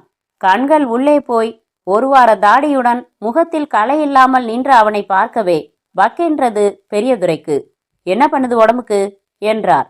காய்ச்சலா இருக்கு என்றான் தரையை பார்த்து. டாக்டர் கிட்ட போனியா? இல்ல, சரியா போயிடும். ஏன் சவரம் பண்ணாம நல்ல துணி போட்டுக்காம இப்படி இருக்க? அவரை ஒரு தரம் நிமிர்ந்து பார்த்துவிட்டு பதில் சொல்லாமல் தலையை குனிந்தான். நான் காத்துக்கிட்டு இருக்கேன், முகூர்த்தத்துக்கு இன்னும் நேரம் இருக்கு. சவரம் பண்ணி குளிச்சுட்டு பளிச்சுன்னு வா, சேர்ந்தே போகலாம். இல்லப்பா, என்னை விட்டுடுங்க, நான் வரல என்று திரும்பி நின்று கொண்டு அவருக்கு முதுகு காட்டினான். ஒரு வினாடி நின்று அவனை மௌனமாக பார்த்துவிட்டு வெளியேறினார் பெரியதுரை. பெரியதுரை தரையில் அமர்ந்து தனது சட்டை ஒன்றிலிருந்து விடுபட்ட பட்டனை ஊசி நூல் கொண்டு தைத்து கொண்டிருந்தார். வடிவேலு சற்று தள்ளி குள்ள மேஜையில் கீழே அமர்ந்து ஏதோ எழுதி கொண்டிருக்க கண்ணன் வெளியிலிருந்து வீட்டுக்குள் வந்தான். அவர்களை அவன் கடந்தபோது, சின்னதுரை என்று அழைத்தார். கிட்டே வந்து, என்னப்பா என்றான். கொஞ்சம் இரு, எழுதிட்டியாயா? எழுதிட்டேங்க என்றார் வடிவேலு. படி, உறக்க படி என்றார். மதிப்பிற்குரிய பண்ணைபுரம் மாமா அவர்களுக்கு பெரியதுரை வணக்கத்துடன் எழுதி கொண்டது. கண்ணன் ஆச்சரியமாக விழிகளை விரித்தான். மேலபடியா என்றார் பெரியதுரை. நமக்குள் 1000 முன்விரோதம் இருக்கலாம், அதை மறுக்க நாம் இருவருமே தயாரில்லாமல் இருக்கலாம். ஆனால் உங்கள் மகள் கண்மணியை என் தம்பி கண்ணன் திருமணம் செய்து கொள்ள விரும்புகிறான். கண்மணியும் முழு மனதோடு இந்த திருமணத்தை விரும்புகிறாள். நம் விரோதம் காரணமாக இவர்களின் விருப்பத்தை கட்டுப்படுத்துவது நியாயமில்லை என்று எனக்கு படுகிறது. கட்டுப்படுகிற விருப்பமாகவும் அது தெரியவில்லை. என்னுடைய பகையுணர்வு என் தம்பியின் சந்தோஷங்களை அழிப்பதை என்னால் ஏற்க முடியவில்லை. கண்மணியை அவன் திருமணம் செய்து கொள்ள நான் சம்மதிக்கிறேன். தங்களுக்கு இதில் சம்மதம் இருந்தால் பதில் கடிதம் மூலம் தெரிவிக்க செய்யுங்கள். தங்கள் பதில் பார்த்து முறையாக பெண் கேட்டு நான் தங்கள் வீட்டுக்கு வருகிறேன். இப்படிக்கு பெரியதுரை. வடிவேலு படிக்க படிக்க நெகிழ்ந்து போய் கண்களில் நீர்முட்ட நின்ற கண்ணன் பெரியதுரையிடம் வந்து, அப்பா என்றான். அடுத்த வார்த்தை தொண்டைக்குள் சிக்கி கொண்டது. வடிவேலு, போயா, உடனே போ. இந்த கடுதாசை கொடுத்து பதில் கடுதாசி வாங்கிட்டு வா. அதுக்கப்புறம் மேற்கொண்டு ஆக வேண்டியதா பார்க்கலாம். நீ போறதுக்கு முன்னாடி உங்க சின்னதுரைய போய் சவரம் பண்ணிக்கிட்டு வர சொல்லு முதல்ல. நிமிராமல் பட்டன் தைத்தபடியே சொன்ன பெரியதுரையின் கால்களிலேயே விழுந்து விட்டான் கண்ணன். அப்பா, என் மனசு சரியில்லாம எதுலையும் பிடிப்பில்லாம இருந்தேன். ஏதாச்சும் வார்த்தை சொல்லி உங்களை நோகடிச்சிருந்தா என்னை மன்னிச்சிடுங்க. எப்ப பாடைக்கு சொல்லிட்டு பந்தல் போடுன்னு சொன்னீங்களோ அதுக்கப்புறம் மேற்கொண்டு உங்ககிட்ட பேசினேனா. இப்பவும் சொல்றேன், உங்களுக்கு மனசார சம்மதம் இருந்தா வடிவேலு இந்த லெட்டரை எடுத்துட்டு போகட்டும், இல்லனா கிழிச்சு போட சொல்லிடுங்க. அவன் தோளில் கை வைத்த பெரியதுரை, என் சம்மதத்தை விட உன் சந்தோஷம்தான் எனக்கு முக்கியம். நீ போயிட்டு வா வடிவேலு என்றார். அத்தியாயம் 9. அலங்கரிக்கப்பட்ட கட்டிலில் அமர்ந்திருந்த கண்மணியின் மடியில் தலை வைத்து படுத்து கொண்டிருந்தான் கண்ணன். இப்ப எனக்கு எவ்வளவு சந்தோஷமா இருக்கு தெரியுமா கண்ணன்? இது நடக்குமான்னு எவ்வளவு பயந்தோம், எல்லாம் கனவா போயிடுமான்னு எவ்வளவு கவலைப்பட்டோம் என்றால் அவன் கன்னத்தை மெதுவாக தடவியபடி. பல பேர் வாழ்க்கையில காதல் பகைய உண்டு பண்ணியிருக்கு. ஆனா நம்ம விஷயத்துல காதல் பகைய ஒழிச்சு கட்டியிருக்கு. இதுக்கு உனக்கு தான் நன்றி சொல்லணும். எனக்கா? ஆமா, அதட்டி பணிய வைக்க முடியாதவங்கள அடங்கி பணிய வைக்கலாம்னு சூத்திரம் சொல்லி கொடுத்ததே நீதானே. கொஞ்ச நாளைக்கு எதுவும் பேசாம விரக்தியா இருங்க. உங்க அண்ணனுக்கு மனசு உறுத்தும், சம்மதிச்சிருவாருன்னு அவர் குணத்தை ரொம்ப சரியா கணிச்சியே. அப்பா, நீ பெரிய ராஜதந்திரி தான். பின்ன பெரியவங்க தெரியாமையா சொல்லியிருக்காங்க? என்ன சொன்னாங்க? ஒரு மனைவி ஒரு புருஷனுக்கு நல்ல மந்திரியாவும் நடந்துக்கணும்னு. நான் காதலியா இருக்கிறப்பவே மந்திரியாகிட்டேன். பெரியவங்க அதே வரிசையில் இன்னும் என்னவோ சொல்லியிருக்காங்களே என்றபடி முகத்தை திருப்பி சட்டென்று அவள் இடுப்பில் முத்தமிட்டான் கண்ணன். ஐயோ அவசரம், கொஞ்சம் பேசலாமே. மாந்தோப்புலையும் முருகர் கோயில்லையும் 2 ஜென்மத்துக்கு வேண்டிய அளவுக்கு பேசியாச்சு கண்மணி. இந்த ராத்திரி எப்போ வரும்னு வருஷ கணக்கா ஏங்கிட்டு இருந்தேன். இப்பவும் உட்கார்ந்து என்ன பேசணுங்கிற? செல்லமாக சலித்து கொண்டான். உங்க அண்ணனுக்கு நிஜமாவே பரிபூர்ண சம்மதமா? இல்லாமையா முழு ஈடுபாட்டோட கல்யாணத்துல முன்னாடி நின்னாரு? அட, பேசுறத படுத்துக்கிட்டே பேசலாமே. அவளை தனக்கு அருகில் சரித்து கொண்டு மென்மையாக அணைத்தான். பட்டுப்புடவை கசங்கிடுங்க, அப்போ மரியாதையா எந்திரிச்சு மாத்திக்க. இருங்க, அப்போ உங்க அண்ணனுக்கு எங்க அப்பா மேல கொஞ்சம் கூட பகை உணர்ச்சி இல்லைன்னு சொல்றீங்களா? இப்ப பேச வேண்டிய பேச்சா இது? பதில் சொல்லுங்களே. நான் தான் உங்களுக்குன்னு உரிமையாகிட்டேன் இல்ல? எதுக்கு ரயில் பிடிக்கிற அவசரம்?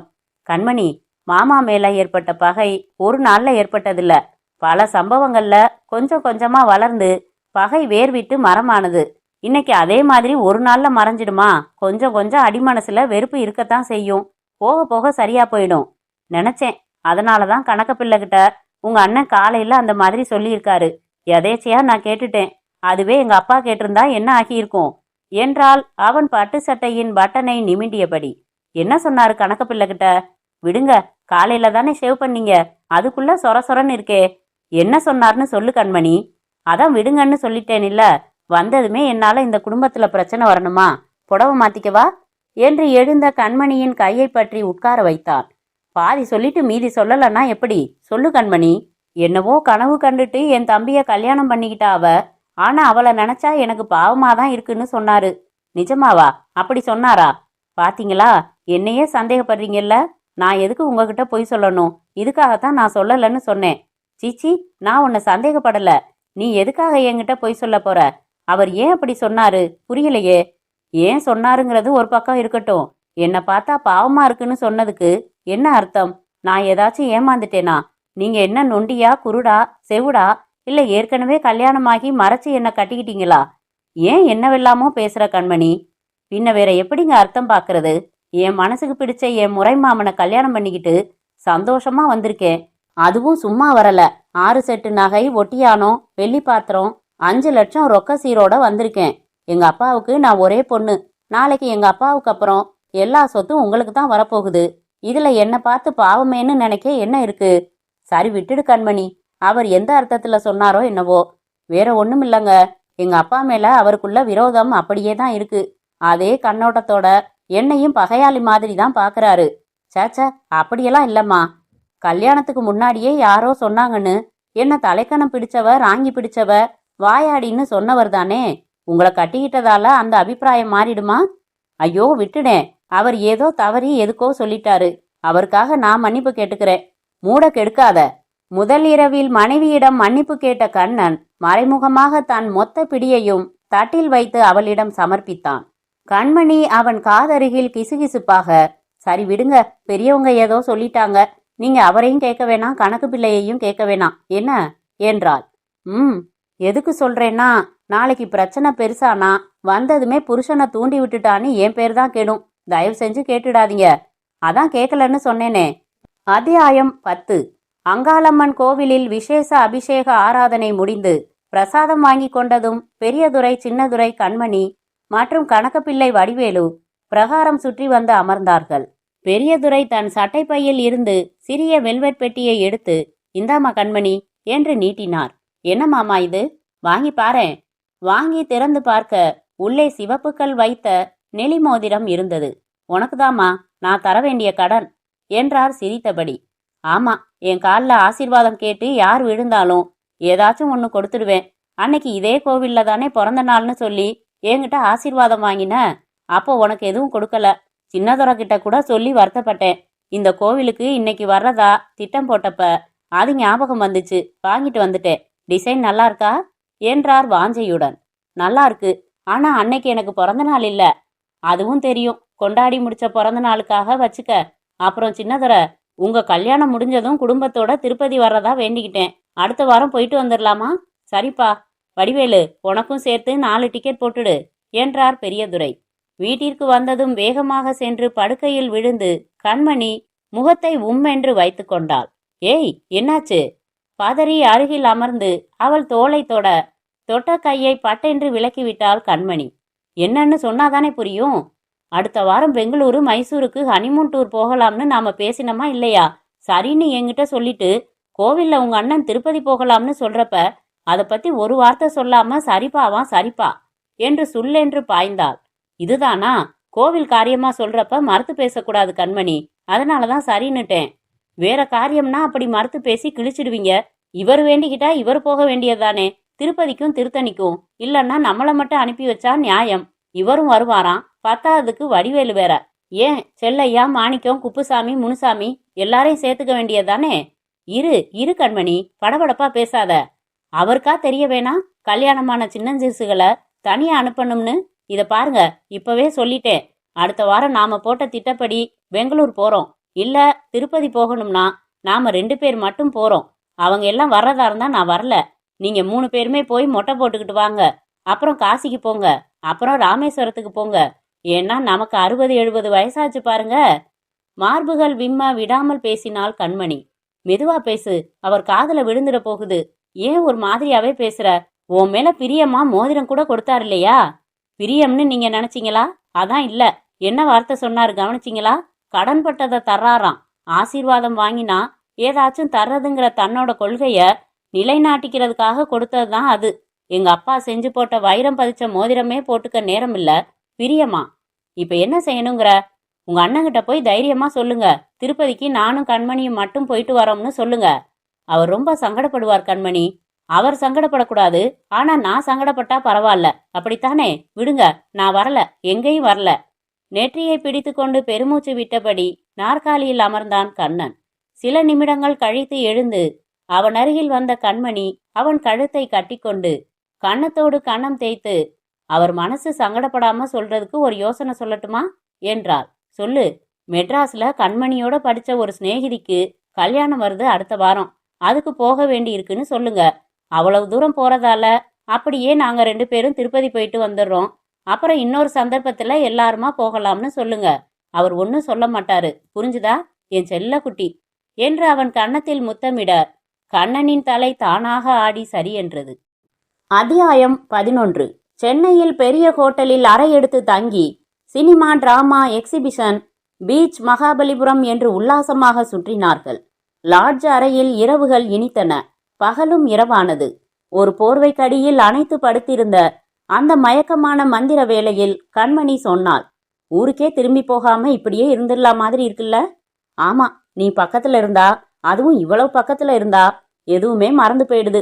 நீ நல்ல மந்திரியா மட்டும் இல்ல, மத்த எல்லா விதமாவும் பிரமாதப்படுத்துறப்போ. சி, என்னங்க இது என்று சினுங்கிய கண்மணி, நான் ஒன்னு சொன்னா கேப்பீங்களா என்றாள். இப்ப நீ 9 சொன்னாலும் கேப்பேன். சிட்டில காசு உள்ளவங்களுக்கு வாழ்க்கை எவ்வளவு சொர்க்கலோகமா இருக்கு பாருங்க. ஆமா, நமக்கு என்ன காசுக்கு பஞ்சமா? வயல், உரம், மாடுன்னே அலையணும்னு தலையெழுத்தா? எங்க அப்பா சொன்னாரு, மெட்ராஸ்ல ஒரு எக்ஸ்போர்ட் கம்பெனி விலைக்கு வருதான். ரெடிமேட் துணிகளை வெளிநாட்டுக்கு அனுப்புற கம்பெனி. நல்ல லாபமா. மாப்பிள்ளை கிட்ட கேட்டு சொல்லு. அவர் நிர்வாகம் பண்றதா இருந்தா பேசி முடிக்கிறேன். ஒரு நல்ல பங்களாவும் வாங்கி தரேன். ஜாலியா வாழ்க்கைய அனுபவிங்கன்னு சொன்னாரு. ஏய், என்ன பேசுற நீ? என்ன பேசிட்டேன்னு நெருப்ப மிதிச்ச மாதிரி பதட்டம் வருது. இந்த மாதிரி ஏசி ரூம்ல குளு குளுன்னு ஜாலியா இருக்க வேண்டிய நீங்க வெயில்ல நின்னு வதங்கலாமா? என் புருஷன் மேல எனக்கு அக்கறை இருக்காதா? தப்பு கண்மணி, நான் அண்ணனை விட்டு வரமாட்டேன். இந்த பேச்சு வேணாம். வருஷத்துக்கு ஒரு தடவை 2 தடவை வந்து ஜாலியா சுத்தலாம். இங்கேயே வாழ்க்கைன்னா அழுத்து போயிடும். நாம பிறந்த மண்ணை விட்டுட்டு சேச்ச இந்த மாதிரி ஆசையெல்லாம் வேணாம் உனக்கு என்றான் கொஞ்சம் கண்டிப்பான குரலில். நாளைக்கு நம்ம பிள்ளைங்களுக்கு நல்ல உசத்தியான படிப்பை தர வேணாமா? 4 இடத்துக்கு போக வேணாமா? நாகரிகமா வாழ வேணாமா? மயில் தோப்புல என்ன இருக்கு? கோயிலையும் ஆத்தங்கரையையும் விட்டா?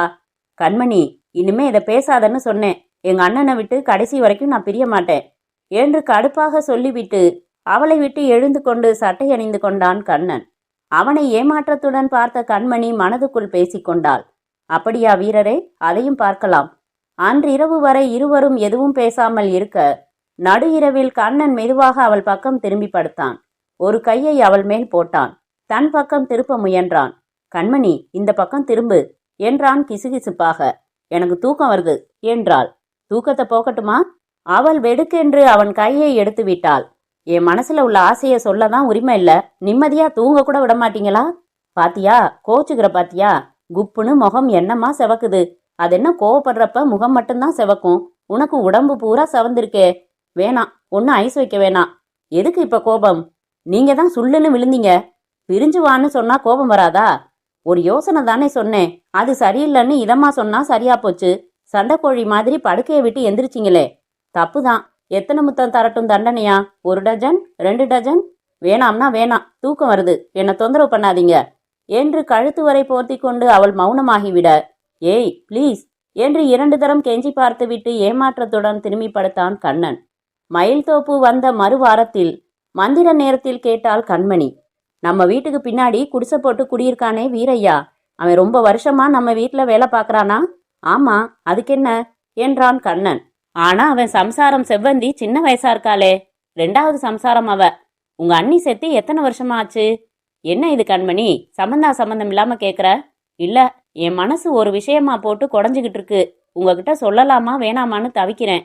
தவிக்காத, சொல்லிடு. நேத்து உங்க அண்ணன் சந்தைக்கு போயிட்டு வந்தார் இல்லையா, அவகிட்ட கண்ணாடி வளையல் கொடுத்தாரு, அதான் கேட்டேன். கொடுத்தா என்ன, அவர் எல்லாருக்கும் ஏதாச்சும் வாங்கி கொடுத்துக்கிட்டே இருப்பாரு. நீ எதுக்கு கேக்குறன்னு புரியல. இப்படி எல்லாருக்கும் தான தர்மம்னு செஞ்சுக்கிட்டு இருந்தா நம்ம சொத்து கரைஞ்சிடாதா?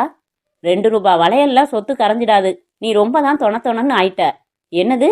தெரியுது, நம்ம குடும்பத்து மேல உள்ள அக்கறையில தான் எல்லாத்துலயும் தலையிட்டு தெரிஞ்சுக்க விரும்புறன்னு சொல்ல வந்தேன். நீ பாட்டுக்கு அந்த பக்கம் திரும்பிடாத. கேள்வி நேரம் முடிஞ்சுதா? நம்ம நேரம் ஆரம்பிக்கலாமா? அன்று சாப்பிடுவதற்காக வந்த கண்ணனை, அப்புறம் சாப்பிடலாம், முதல்ல என்னோட உங்க அண்ணன் ரூம் வரைக்கும் கொஞ்சம் வாங்கலே என்று அழைத்து வந்தாள். எதுக்கு கண்மணி? அவர் வந்து சாப்பிட்டுட்டு போயிட்டாரு. பொழுது போக மாட்டேங்குது மாமான்னு நேத்து சொன்னேன். என் ரூம்ல ராமாயணம் மகாபாரதம் எல்லாம் இருக்கு, எடுத்து படிமான்னு சொன்னாரு. பெரியவர் சொல்றாரேன்னு நானும் காலையில வந்து மகாபாரதம் புத்தகத்தை எடுத்தேன். புத்தகத்துக்குள்ள கர்மம், நீங்களே பாருங்க. கண்ணன் அவள் சொல்வது புரியாமல் அங்கிருந்த புத்தகங்களில் மகாபாரதத்தை தேடி, என்ன இருக்குன்னு இப்படி முகம் சுளிக்கிற என்று புரட்ட உள்ளிருந்து வேறு ஒரு சிறிய புத்தகம் விழுந்தது. இரவு ராணியின் இன்ப விருந்து என்ற தலைப்புடன் இருந்த அந்த மட்டமான புத்தகத்தில் உள்ளே நிறைய நிர்வாண படங்கள் அச்சாகி இருந்தன. என்ன கண்மணி இது? இந்த மட்டமான புத்தகம் எப்படி மகாபாரதம் புத்தகத்துக்குள்ள வந்துச்சு? என்ன கேட்டா, இந்த வீட்டுல யாரு மகாபாரதம் படிக்கிறது? இங்க மகாபாரதம் புக்கு இருக்குன்னே நேத்து தான் தெரியும் எனக்கு. கொஞ்சமாச்சும் விவஸ்தை வேணா? வயசுக்கு தகுந்த புத்தி இல்லாம. சி, சரி, அப்படியே இருந்தபடி வச்சுட்டு வந்துடு. வேலைக்காரங்க யாராச்சும் இந்த ரூம்ல ரகசியமா படிச்சுட்டு இருந்திருப்பானுங்க. அண்ணன் வர்ற சத்தம் கேட்டு அவசரத்துக்கு இந்த புக்குக்குள்ள ஒளிச்சு வச்சிருப்பானுங்க. இந்த வீட்டுல கணக்கு பிள்ளைய தவிர எந்த வேலைக்காரனுக்குங்க எழுத படிக்க தெரியும்? என்ன சொல்ல வர நீ? உங்க அண்ணன் அடிமனசுல வக்ரம் பிடிச்சவரு. சி, அப்படியெல்லாம் பேசாத. ஒரு ஆம்பளைய ஒரு பொம்பளை சரியா புரிஞ்சுக்க முடியும். அன்னைக்கு கோயில் பிரசாதம்னு நீட்டினாரு. கிட்ட போனா குங்குமத்தை எடுத்து நானே இட்டு விடுறேன்னு நெத்தியில வச்சு விட்டாரு. அப்ப அவர் பெரியவரு அப்பாஸ்தானம் மாதிரின்னு விகல்பமா படல. ஆனா இந்த புக்கை பார்த்ததும் எனக்கு கூசுதுங்க. அபாண்டமா பேசாத கண்மணி. இந்த புக்கு உங்க அண்ணன் தான் ரகசியமா படிக்கிறாருன்னு சொல்றேன். சரி, இருந்துட்டு போகட்டும், விடு. இருந்துட்டு போகட்டுமா? பொழுது போகலன்னு சொன்னா ஏதாச்சும் புக்ஸ் படிமான்னு பொதுவா சொல்றத விட்டுட்டு மகாபாரதம் என் ரூம்ல இருக்கு, அதை படினா என்ன அர்த்தம்? ஐயோ, எல்லாத்தையும் நீ அனத்தை படுத்தி பாக்குற. எங்க அண்ணன் அப்படி இல்லம்மா. அப்படின்னா நான் போய் சொல்றேனா? இந்த மட்டமான புஸ்தகத்தை வெக்கங்கட்டு நான் போய் வாங்கி உங்க அண்ணன் மேல பழி போடுறதுக்காக நானே கொண்டு வந்து வச்சேன்னு சொல்றீங்களா? நான் இங்கே அப்படி சொன்னேன்? நான் கேடு கெட்டவளா, குடி கெடுக்கிறவளா, ஒரு கருமம் கன்றாவி கூத்து நடக்குதுன்னு தகவலை உங்ககிட்ட சொன்னா உங்க அண்ணன் பக்கமே வரிஞ்சு கட்டிக்கிட்டு பேசுறீங்களே. பல வருஷத்துக்கு முன்னாடியே பொண்டாட்டி போயாச்சு.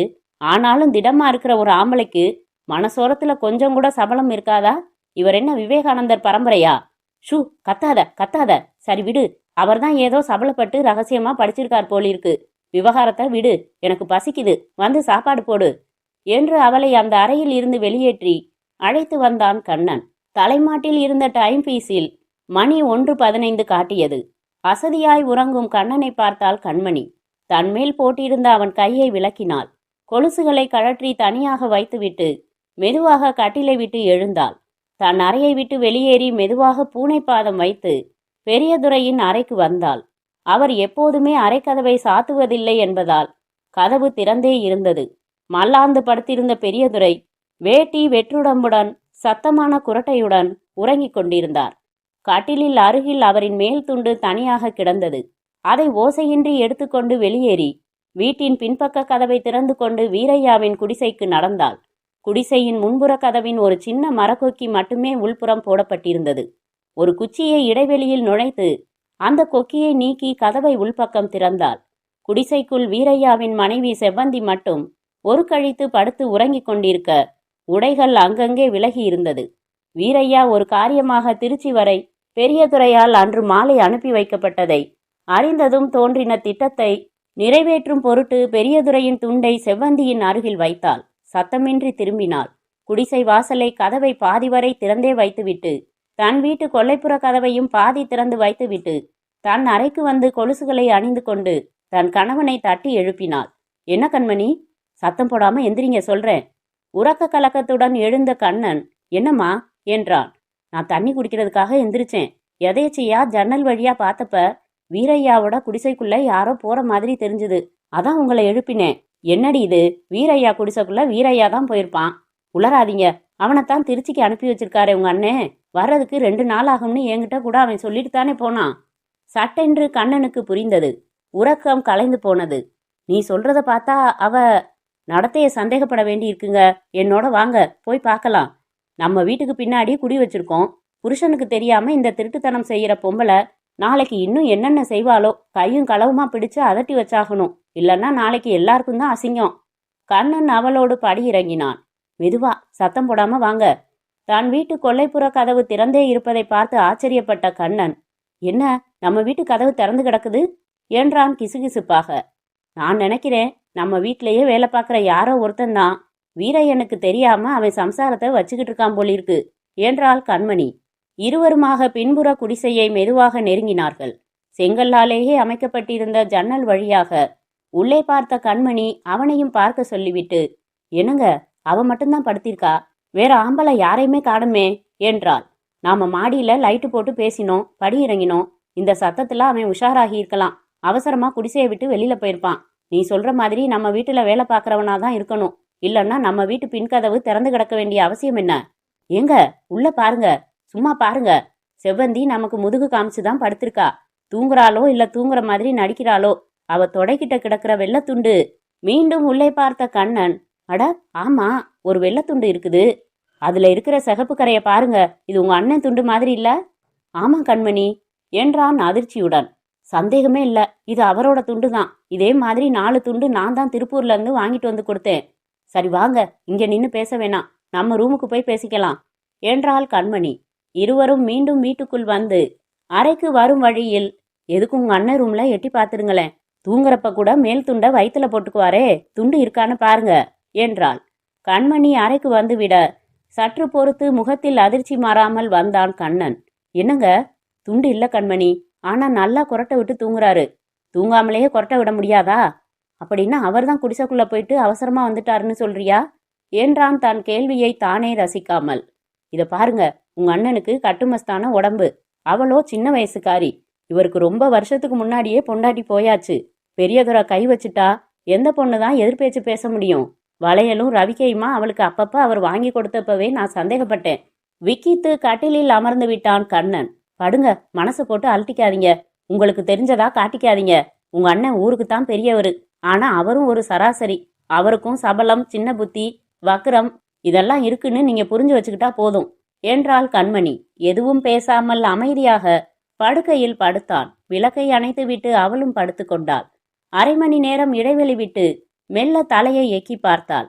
கண்ணன் உறக்கத்தில் ஆழ்ந்து விட்டதை பார்த்துவிட்டு மெதுவாக கட்டிலை விட்டு இறங்கினாள். செவ்வந்தியின் வீட்டிற்கு ஓசையில்லாமல் சென்று அந்த துண்டை எடுத்துக்கொண்டு வந்து ஓசையில்லாமல் பெரியதுரை அறைக்கு சென்று அவர் கட்டில் மேல் போட்டுவிட்டு வந்து படுத்து கொண்டாள். என் அருமை கனவா, என் அருமையான திட்டத்தின் அஸ்திவார வேலைகள் யாவும் முடிந்துவிட்டன. இனி மளமளவென்று கட்டிடம்தான், செயல்தான், கிளைமாக்ஸ் தான். பாச பிழம்புகளான அண்ணனும் தம்பியும் ஜென்ம விரோதிகளாக பிரிய போகிறார்கள். பெரியதுரை பெரியதுரை என்று கொண்டாடும் இதே ஊர் பெரியதுரை முகத்தின் மேல் காரி துப்ப போகிறது. அத்தியாயம் 12. மயில்தோப்பு ஆற்றுப்பாலம் வேலைகள் தொடர்பாக தஞ்சாவூர் சென்று 2 நாட்கள் தங்க வேண்டிய வேலை இருந்தது கண்ணனுக்கு. 2 நாள் ஆகுமா என்றாள் ஏக்கத்துடன் கண்மணி. 2 நாள் தானே என்றான் கெஞ்சலுடன் கண்ணன். ஊர்காரியந்தானே, உங்க அண்ணன் போகக்கூடாதாக்கும். அங்க கலெக்டர் ஆபீஸ்ல பேச வேண்டியிருக்கும். அதனால நீ போயிட்டு வான்னு சொல்றாரு. என்ன செய்யறது? இது ஒரு சாக்கு அவருக்கு. கல்யாணம் ஆனதுல இருந்து நாம ஒரு ராத்திரி கூட பிரியலங்க. நானும் வரேங்க. என் கூட கணக்கு பிள்ளை வடிவேலு வர்றாரு கண்மணி. ஊர் காரியமா போறப்ப என்ன சொல்லி உன்னை கூட்டிகிட்டு போக முடியும்? எனக்கும் கஷ்டம்தான், கொஞ்சம் அட்ஜஸ்ட் பண்ணிக்க. வந்ததும் வட்டியும் முதலுமா கச்சேரியை வச்சுக்கலாம் என்று அவள் கன்னத்தை கிள்ளிவிட்டு போனான் கண்ணன். 2 தினங்கள் கழித்து உற்சாகமாக மனைவிக்கு பூ அல்வா என்று வாங்கி கொண்டு வீட்டுக்கு வந்து சேர்ந்தபோது மதியம் மணி 1. வீட்டில் ஒரு வேலைக்காரனின் முகத்திலும் சுரத்தில்லை. என்ன செல்லையா, ஏன் எல்லாரும் ஒரு மாதிரியா இருக்கீங்க? காலையில எழுந்திருச்சதுல இருந்தே சின்னம்மா அழுதுகிட்டே இருக்காங்க சின்னதுரை. நாங்க எல்லாம் கேட்டு பார்த்துட்டோம். யார்கிட்டையும் எதுவும் பேசல, குளிக்கல, சாப்பிடல, ரூமை விட்டே இறங்கி வரல. பெரியதுரை கூட போய் ஏமா அழறன்னு கேட்டு பார்த்துட்டாருங்க. யாருக்கும் பதில் சொல்லாம அழுதுகிட்டே இருக்காங்க ஐயா. கண்ணனுக்கு அடி வயிற்றில் பிசைந்தது. கண்மணி இங்கிருந்து கூவியபடியே மாடியறைக்கு வந்தான். படுக்கையில் தலைவிரி கோலமாக தேம்பி தேம்பி அழுது கொண்டிருந்த கண்மணியை பார்க்கவே சகிக்கவில்லை. பதறி போனான். என்னம்மா, என்ன ஆச்சு? ஏன் இப்படி அழுதுகிட்டு இருக்க? அவன் தோளில் சாய்ந்த கண்மணி மேலும் கதறி அழுதாள். சொல்லு கண்மணி, காரணத்தை சொல்லாம இப்படி அழுதா மனசு என்னமோ ஏதோன்னு பதறுதில்ல. சொல்லுமா, என்ன ஆச்சு? விம்மல்களினூடே சொன்னாள். சொல்றேங்க, உங்களுக்கு மட்டும் இல்ல, இந்த ஊருக்கே சொல்றேன். நடந்ததை சொல்றேன். உடனே நீங்க பஞ்சாயத்தை கூட்டுங்க, எல்லாரையும் வர சொல்லுங்க. பஞ்சாயத்தை கூட்டுற அளவுக்கு என்ன நடந்து போச்சு? இப்ப கேட்காதீங்க, சொல்ல மாட்டேன். சொன்னா நீங்க மிருகமா மாறிடுவீங்க. அப்புறம் உங்களை நான் ஜெயில தான் பார்க்க வேண்டி வரும். நீ சொல்றது எதுவுமே புரியல. புரியற மாதிரி சொல்றேன், பஞ்சாயத்துல சொல்றேன் என்றவள் மறுபடி அழத் துவங்கிவிட அவளை விட்டுவிட்டு கீழே வந்தபோது கார் வந்து நின்று அதிலிருந்து பதட்டமாக பெரியதுரை இறங்கி வந்தார். கையில் அர்ச்சனை கூடை. கண்மணிய பாத்தியா? உங்ககிட்ட பேசினாளா? யார்கிட்டையும் எதுவும் பேசல. ஒரே அழுக. கோயிலுக்கு போயிட்டு மந்திரிச்சு விபூதி கொண்டு வந்திருக்கேன். இத முதல்ல அவன் நெத்தியில வச்சு விடுப்பா. அவ என்கிட்ட பேசினாப்பா. அவ மனசுல ஏதோ இருக்கு. பஞ்சாயத்தை உடனே கூட்டணுமா? அங்க வச்சு எல்லாம் சொல்றாளாம். பஞ்சாயத்து கூட்டுறதா? என்ன பிரச்சனைன்னு நம்ம கிட்ட சொன்னா வீட்டுக்குள்ளே பேசி தீர்த்துக்கிறத விட்டுட்டு சொல்றாளே, பிடிவாதமா சொல்றாளே. அவ மனசுல என்ன சங்கடம்னு தெரியணும்னா பஞ்சாயத்தை கூட்டித்தான் ஆகணும்னு நினைக்கிறேன். அப்படியா? சரி வடிவேலு, சாயங்காலம் 5 மணிக்கு கோயில்ல பஞ்சாயத்தை கூட்டு. என்ன குறைன்னு தான் கேட்டுடலாமே என்றார் பெரியதுரை. மாலை 5 மணி. துர்க்கையம்மன் கோவில் மண்டபத்தில் ஊர்ஜனம் முழுக்க கூடியிருந்தது. முக்கிய தலைகள் பெஞ்சில் உட்கார்ந்திருக்க, நாற்காலியில் பெரியதுரை உட்கார்ந்திருக்க, அருகில் கண்ணனும் அவன் அருகில் அழுத முகத்துடன் கண்மணியும் நின்று கொண்டிருந்தாள். எல்லாரும் வந்தாச்சா என்று விசாரித்து கொண்ட பெரியதுரை பொதுவாக கைகூப்பி எல்லாரும் நல்லா இருக்கணும் என்று சொன்னார். சற்று தயங்கிவிட்டு தொடர்ந்தார். என் தம்பி சம்சாரம் கண்மணி இன்னைக்கு காலையில இருந்து வீட்டுல விடாம அழுதுகிட்டே இருந்தது. ஊர்ல இருந்து சின்னதுரை வந்து காரணம் கேட்க பஞ்சாயத்து கூட்டுங்கன்னு சொன்னது. அது மனசுல ஏதோ குறையோ பிரச்சனையோ இருக்கு. படிச்ச பொண்ணு, நாகரிகம் தெரிஞ்ச பொண்ணு. பஞ்சாயத்து கூட்டி நியாயம் கேட்க வேண்டிய அளவுக்கு பெரிய பிரச்சனை இல்லைன்னா அதை வீட்டிலேயே சொல்லியிருக்கோம். அதனால இப்ப அதோட பிராதி என்னன்னு முதல்ல நாம தெரிஞ்சுக்கலாம் என்றவர் சொல்லுமா கண்மணி என்றார்.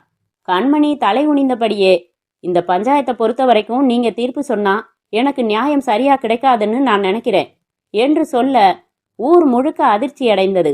மக்கள் தங்களுக்குள் குசுகுசுவென்று பேசிக்கொண்டார்கள். ஒரு பெரிய தலை கேட்டது. என்னம்மா திடுதிப்புன்னு இப்படி ஒரு வார்த்தை சொல்லிட்ட? பெரியதுரை அப்பா காலத்துல இருந்தே மத்திசம் பண்ணினவரு.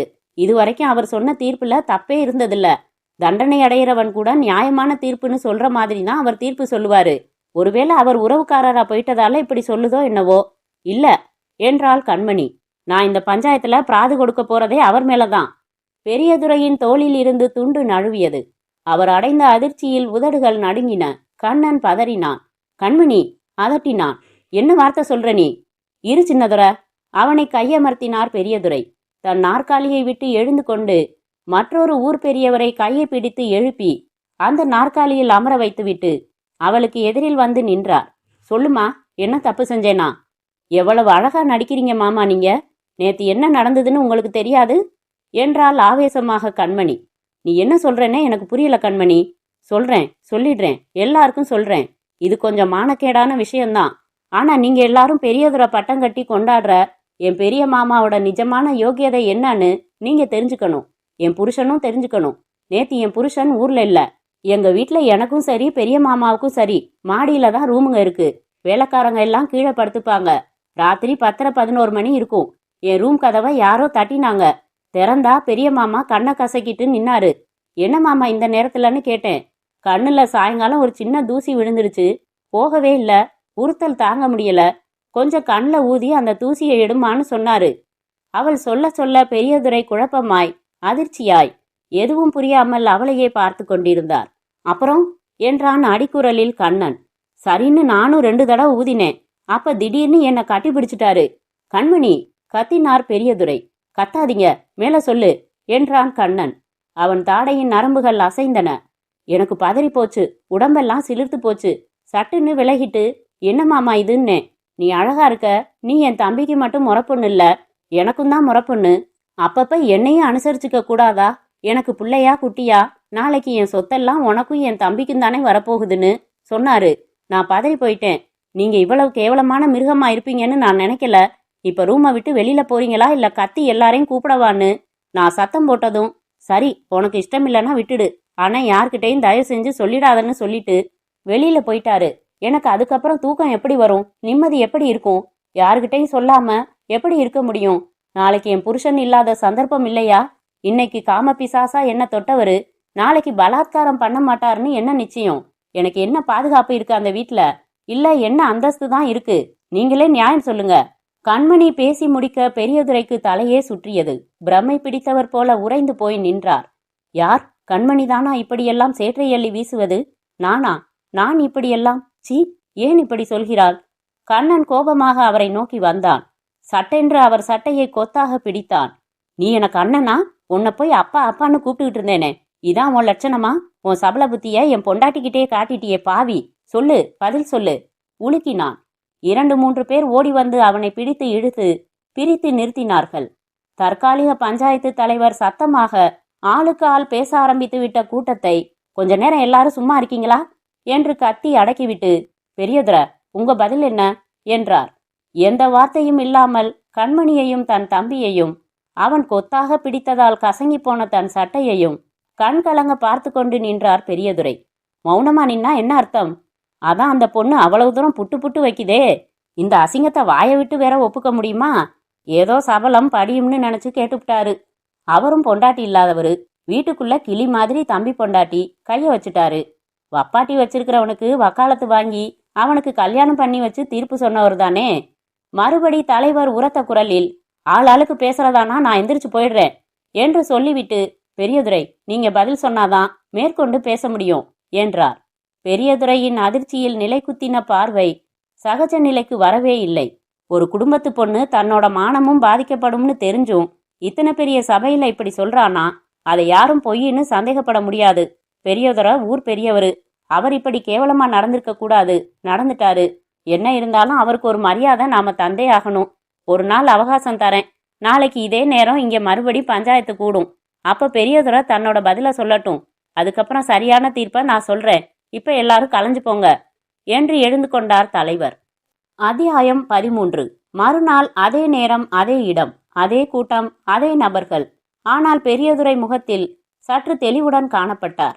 தலைவர் ஊர் முக்கியஸ்தர்கள் வந்துவிட்டார்களா என்று பார்த்து கொண்டு, பெரியதுரை இப்ப நீங்க தான் பதில் சொல்லணும் என்றார். பெரியதுரை கண்மணியை ஒரு தரம் பார்த்துவிட்டு பொதுவாக எல்லோரையும் பார்த்து கைகூப்பி, எல்லாரும் நல்லா இருக்கணும் என்று சொல்லிவிட்டு, நம்ம சட்டத்துல தண்டனை குற்றத்தை பொறுத்து மாறுபடும். ஒருத்தன் திருடி பிடிபட்டுட்டா திருடினதுக்கு மட்டும்தான் தண்டனை. அவனே கத்தியால குத்திட்டு திருடினா கத்தியால குத்தினதுக்கும் திருடினதுக்கும் சேர்த்து தண்டனை உண்டு. அந்த மாதிரி நான் நியாயமான தண்டனையை அடையணும்னு ஆசைப்படுறேன் என்றார். புரியல. ஆக நடந்தது உண்மைன்னு ஒப்புக்கிறீங்களா? ரூமுக்குள்ள நடந்த அசிங்கம் சபைக்கு வந்துருச்சு. அதுவும் ஒரு குடும்ப பொண்ணே தன்னோட மானம் கெட்டு போனா கூட பரவாயில்லன்னு சொல்லிடுச்சு. இதுக்கப்புறம் நான் எப்படி மறுக்க முடியும்? நானும் என் மேல உங்களுக்குள்ள நல்லெண்ணம் கெட்டுடுமேன்னு தான் வெளியில சொல்ல முடியாம தவிச்சேன். இப்போ சொல்லிடுறேன், எல்லாம் சொல்லிடுறேன். கண்மணி குழப்பத்துடன் அவரை பார்த்தாள். முந்தா நாள் ராத்திரி நான் கண்மணி ரூம் கதவை தட்டினது உண்மை. கண்ணில் தூசி விழுந்துடுச்சுன்னு ஊதிவிட சொன்னது உண்மை. திடீர்னு உணர்ச்சி வசப்பட்டது உண்மை. அவ பதறினது உண்மை. நான் சொத்தை ஆசை காட்டுனது உண்மை. அவ கத்திடுவேன்னு என்னை வெளியில போக சொன்னது உண்மை. என்ன இருந்தாலும் குடும்ப பொண்ணு இல்லையா? நாளைக்கு என் தம்பியோட குடித்தனம் நடத்தணும் இல்லையா? அந்த பாதுகாப்பு உணர்ச்சி காரணமா அதுக்கப்புறம் நடந்த ஒரே ஒரு உண்மைய கண்மணி இங்க சொல்லல. ஆனா நான் அதையும் ஒத்துக்கிட்டு அதுக்கான தண்டனையையும் சேர்த்து அனுபவிக்கிறது தான் நியாயம்.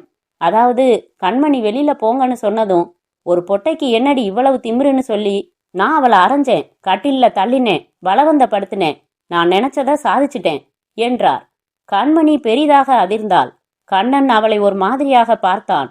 நான் அவளை அனுபவிச்சுட்டு இப்ப நீ யார்கிட்ட வேணும்னாலும் சொல்லு, சொன்னா உனக்கும் கேவலம்னு சொல்லிட்டு வெளியில போயிட்டேன். பாதி மறைச்சு மீதிக்கு இந்த பஞ்சாயத்துல பிராது கொடுத்தா. இப்ப முழுசும் ஒத்துக்கிட்டேன்.